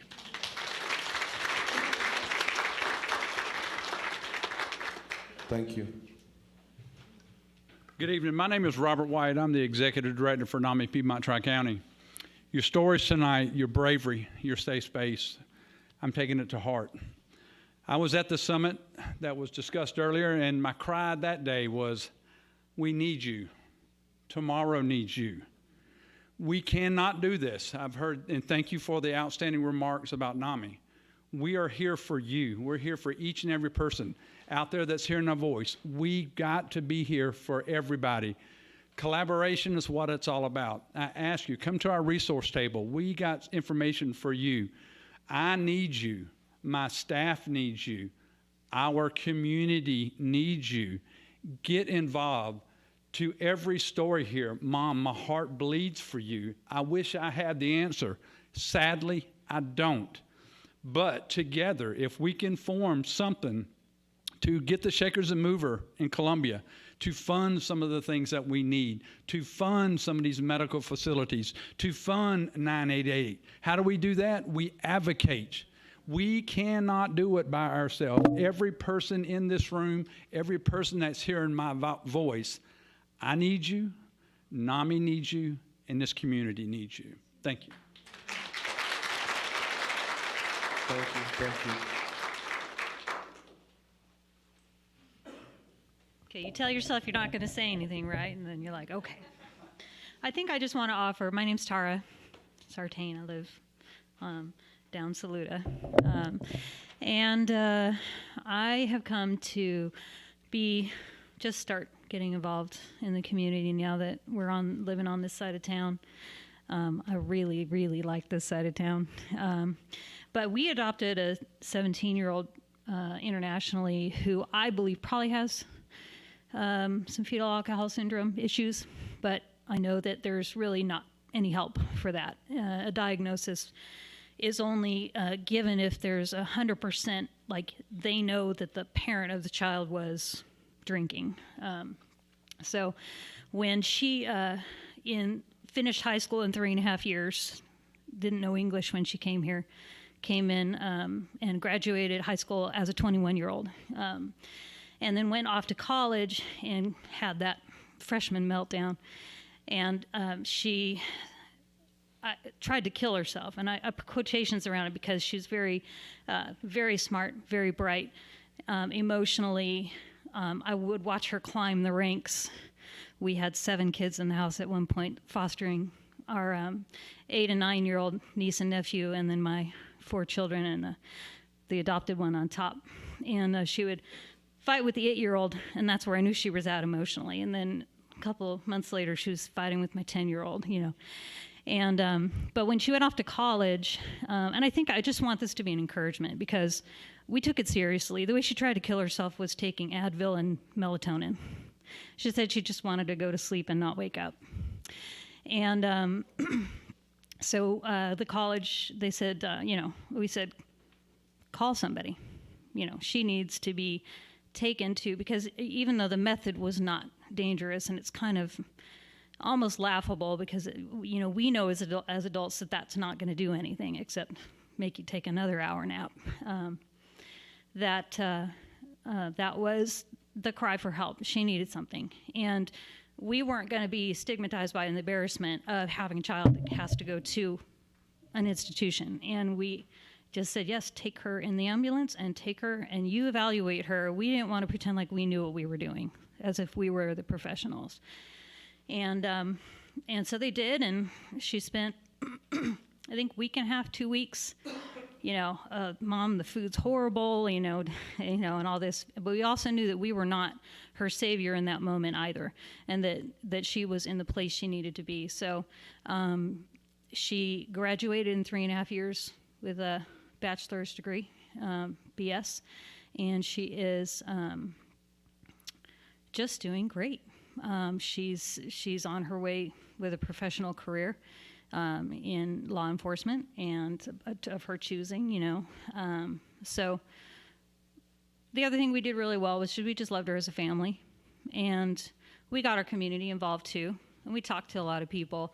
And so, you know, and our faith community has always been great. And we have people that are calling her, and we don't even know that. I have a friend say, hey, I got together with your daughter, and we had a great time. That's so awesome that we didn't have to coordinate that. So like Miss Elaine said, be the auntie, and when you know your child's struggling, and just be that support system for the parents as well. So it's just an encouragement that she's doing great, and we're proud of her. Thank you. Thank you for that story. I wasn't supposed to talk either, and here we are, ×2. Yeah. Again, thank you everyone for your stories. It takes a lot of vulnerability and bravery to share them. As a social worker, I love stories. My profession is built on stories. But as a social worker, I also love trying to come up with solutions.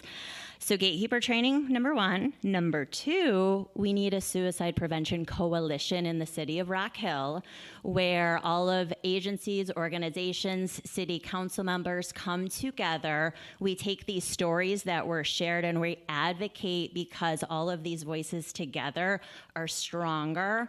I've only been in Rock Hill 5 years. COVID happened in the middle of that 5 years, and I feel like I'm just starting to learn the services.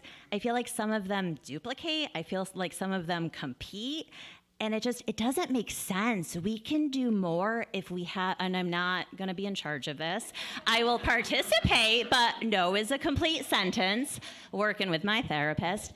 And also, plug for Rock Hill Schools, and this is for everyone. There are licensed mental health therapists and CTS, who is there as the contracted agency.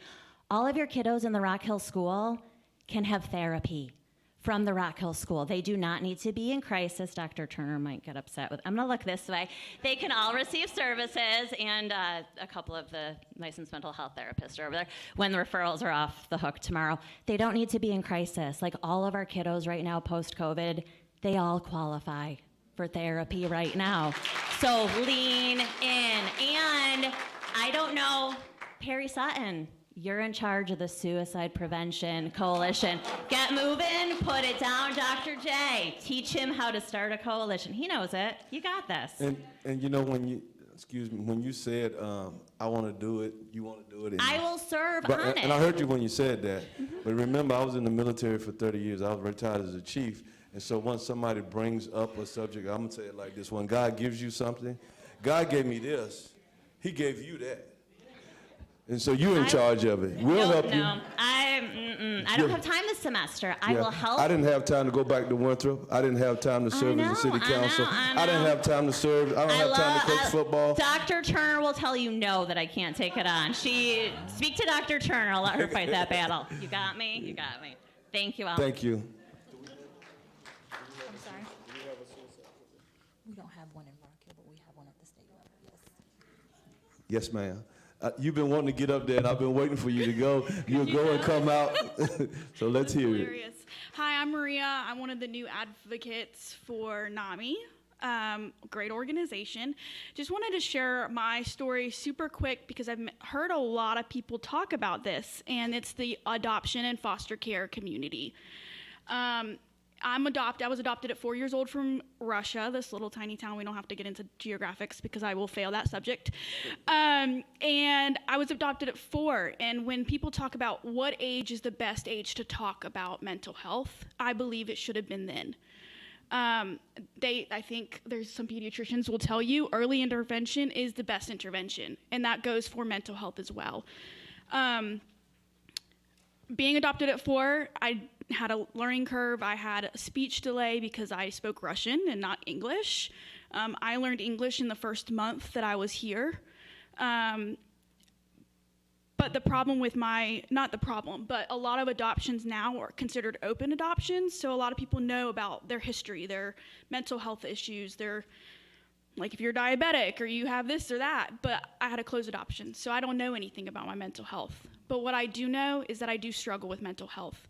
I struggle with PTSD. I struggle with manic depression, which basically means I'm super high and then I can do anything in the world, and then I literally crash and I'm in bed for days. And so when we talk about intervention, it's not just for kids that are in school or adults. The adoption and foster care community struggles with this. They either are lacking a parent or both parents. They're stripped from their homes for whatever reason. They don't have the support that a lot of people get when you talk about I can go here and get mental health counseling, like substance abuse or sexual abuse. Growing up, I have 2 brothers that are also adopted, and my sister is not. We say that she is the one that looks adopted. It's hilarious. Hopefully she's not listening. She will kill me. But I grew up with mental health, and nobody talked to me about it. Nobody knew I am a victim of sexual assault. I had been hospitalized for suicide when I was a child, and my parents didn't have the resources. Or if they did, they were so scared to trigger me that they wouldn't talk to me about it. And so talking about this with children, even like Brandon said, at 4 years old, they can comprehend for the most part. They can see mommy sad. And we do a lot of, for you in the mental health field, bilateral simulation. So like if you ever see me talk, I like to sway back and forth. I like my brain to keep being moved. And we do that with our children because I know that what I suffer from can also be passed down to my children. And my husband is not from the medical field. He doesn't know what, depression is and that. And so having a community behind you that supports that is so important. So I'm so thankful for this safe space to be able to do that. And I just wanted to say shout out to NAMI, and hopefully we'll have a program coming up for this. Fingers crossed. So thanks.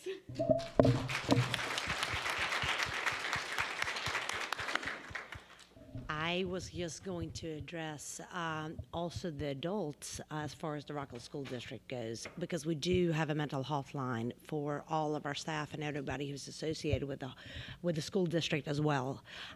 So please stop by the table outside where we have some information that will contain all of those numbers for everybody. And we're so thankful for NAMI for partnering with the school district and everybody else in the community. But the reality here, folks, is no one is okay. That's what we really noticed when we sat in the room as ambassadors, is that we can focus on the number one question for children. But if we don't address this holistically as a society and as Rock Hill, it doesn't matter what we pour into the children. Because if mom and dad and their teachers and everybody that's around them, their faith-based community is not okay, the cycle continues. So at the end of the day, this is not the responsibility. I hear a lot of agencies and everybody talks about who's going to do what. You know whose responsibility is? It's mine. It is yours. It is yours. It is yours, because we're all in this together. This is our town. These are our kids. This is our friends and our neighbors. So if you haven't stopped by the table and gotten at least one business card with somebody to have a real conversation about what you can do to help, you failed tonight.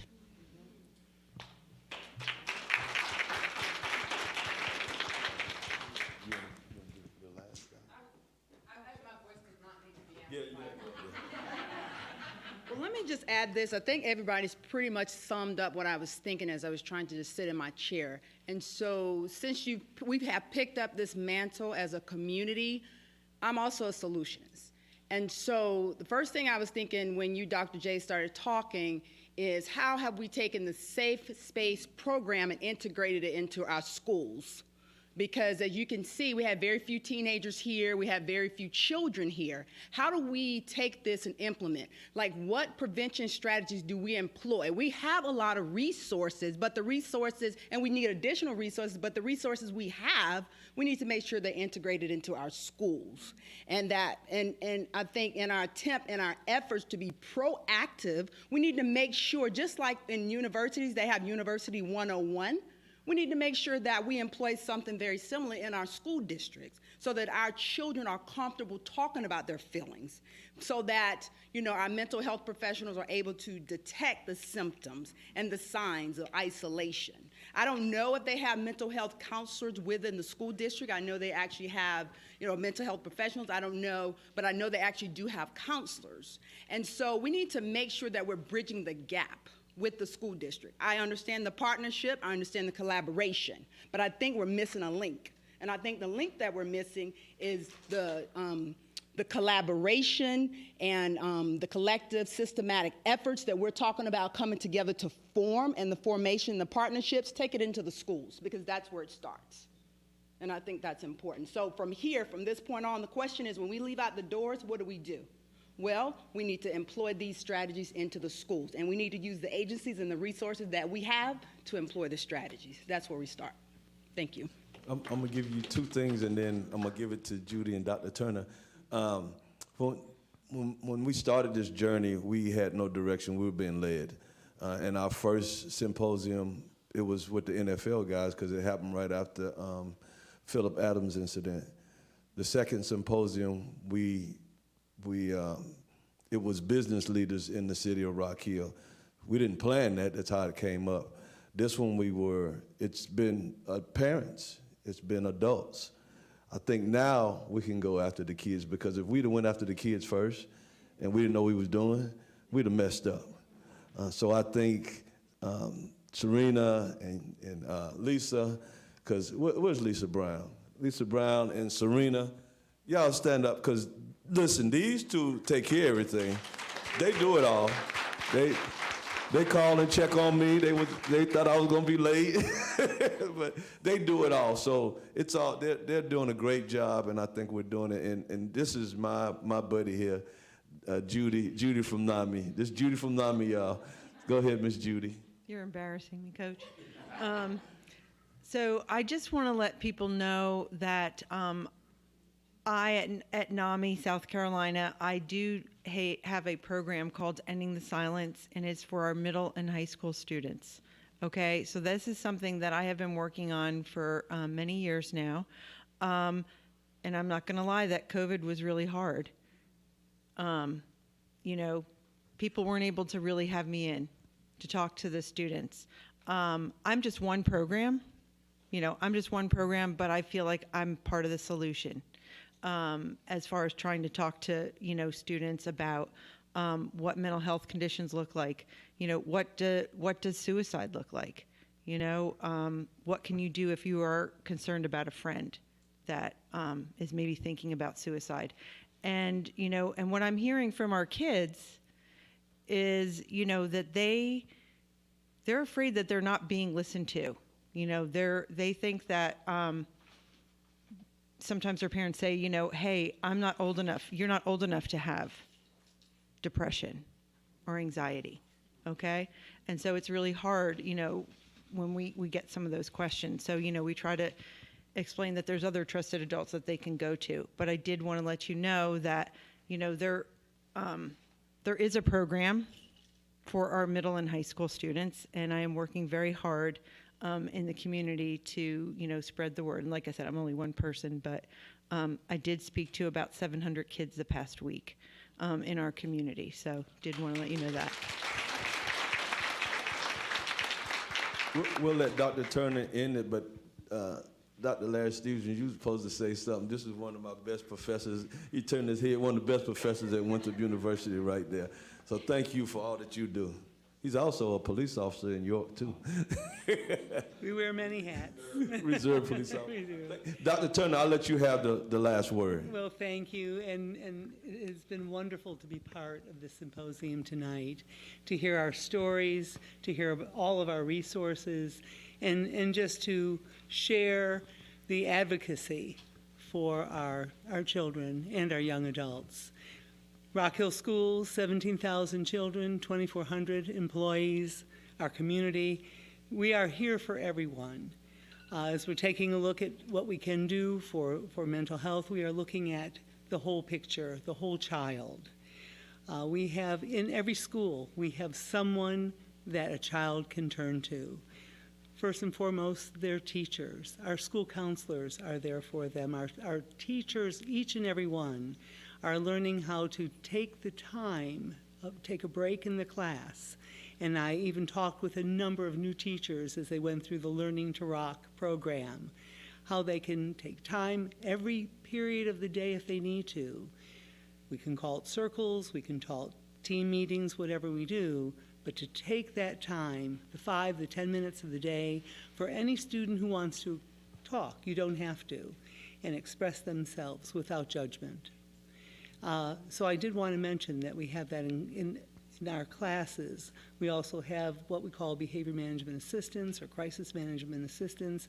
They're there for all children. Anyone who's feeling dysregulated or having a bad, I say a bad day, a crisis, a bad day, they're there for them so that it doesn't get worse. So we are teaching our kids to also self-regulate and then talk.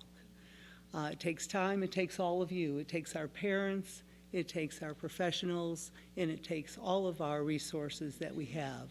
I agree, a suicide coalition would be an awesome, and I would like to be part of it, not in charge of it. But please know that in our school district, there is a child, someone for every child who's needing to talk to someone. We also have, Rock Hill has their Rock Hill therapists that are employed, and we also contract. So we have therapists that do site-based therapy right there. We have our hotline, and even for employees, we have a number that they can call when they are feeling they need to speak to someone that's staffed by, and thank you, Ms. Hopkins, who has talked a couple times tonight, but they're staffed by our MSW Winthrop interns. And so when our teachers, who also need to have a good, balanced mental health, and we don't, as we talked about, we're all affected one way or another. But just to be open, just to talk tonight like we are all doing, and tell our stories, and empathize, and keep this going. So I thank everyone for being here tonight.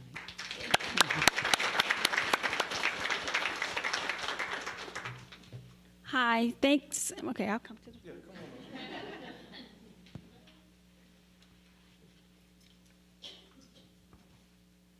Thank y'all so much for joining in this conversation. It was definitely well needed to even start the conversation and to try to destigmatize what mental health is in our community and what it looks like. I was able to extend us a little bit more, so we have like 2 more minutes left. But in your seats, we have the realignment, the check-in, and also surveys for you to fill out. Those worksheets, the realignment worksheet, as well as the check-in worksheet, you're more than welcome to take those home to start that conversation within your household. Also with the surveys, if you filled them out, you can leave them with us at the door. That would be greatly appreciated. Those online, yes, we are going through. If you, well, it's not up there. You could do it virtually. Katie, if you would like to give some more resources, and then we can just go ahead and close this out, right? Thank you so much. So NAMI is the National Alliance on Mental Illness, and so we cover Lancaster, Chester, and York County, and you will see Jennifer in the back there. She's with Lancaster and Chester. I cover York County. Robert's here, Betsy's here. And then Judy works for NAMI South Carolina, and they do that End in the Silence program.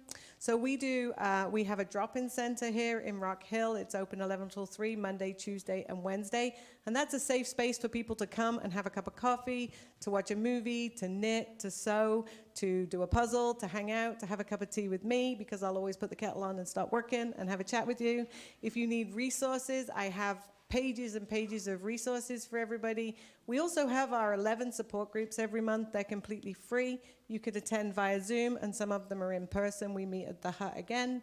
And then we also have a lot of education and outreach programs. So today, Robert and I finished up 8 weeks of sessions down at the detention center talking about mental health. What does it mean to be mentally healthy? How do we maintain our mental health? What happens when it goes wrong? How do we recognize when it goes wrong? And also, how do we find those crisis resources when we really need them at 3 o'clock in the morning? Who am I going to call? We work closely with Catawba Mental Health. We're very happy to have that collaboration with them. We spend a lot of time talking backwards and forwards about how we can increase resources, how we can send more people over to Catawba Mental Health, because they fill a big gap for us. If you don't have insurance, or if you don't have any way of accessing mental health care, then Catawba Mental Health is going to be there for you. And that's really important to know, because so many people do not know that they can access these resources without any money at all. So everything that NAMI does is free, and you could also get that free counseling. So Jennifer's there. She's been at the table all night. I have some other people in the room. You're more than welcome to talk to any of us. But that coalition that we've been talking about, I just was speaking to somebody a couple of days ago, and I happen to know somebody has some money to do that. And so I'm going to talk to everybody who has expressed an interest in that. One of the colleges here in Rock Hill wants to build a coalition for mental health and suicide prevention. I know, right? No, not me. I'm not with the college. I'm with NAMI. But I will connect everybody together, and Robert and I are very invested in that coalition as well. So we're looking forward to that. So if anybody needs any extra resources, just grab them from the table. Thanks. I will also include that the Office of Suicide Prevention is also outside, which is a part of the State Department of Mental Health, and they can also give you resources to help with the development of the Suicide Coalition here in Rock Hill. Thank y'all. Once again, we want to give a shout out to City of Rock Hill. The number one question, Rock Hill Schools, Dr. Jackie, we kept calling you Jackie Joyner. I don't know why. I'll take it, she's beautiful. Dr. Joanne Jackson, yes. Also, Councilman Perry, thank you so much for this, because this is something that we will continue doing. Thank you to Lisa Brown. She answered the call, and we've been in contact ever since. So we want to make sure that Safe Space is here for y'all. You can contact either of us with South Carolina ETV, and we are here to continue this conversation. This is not just a one-time thing. We want to be here for you. Thank y'all so much.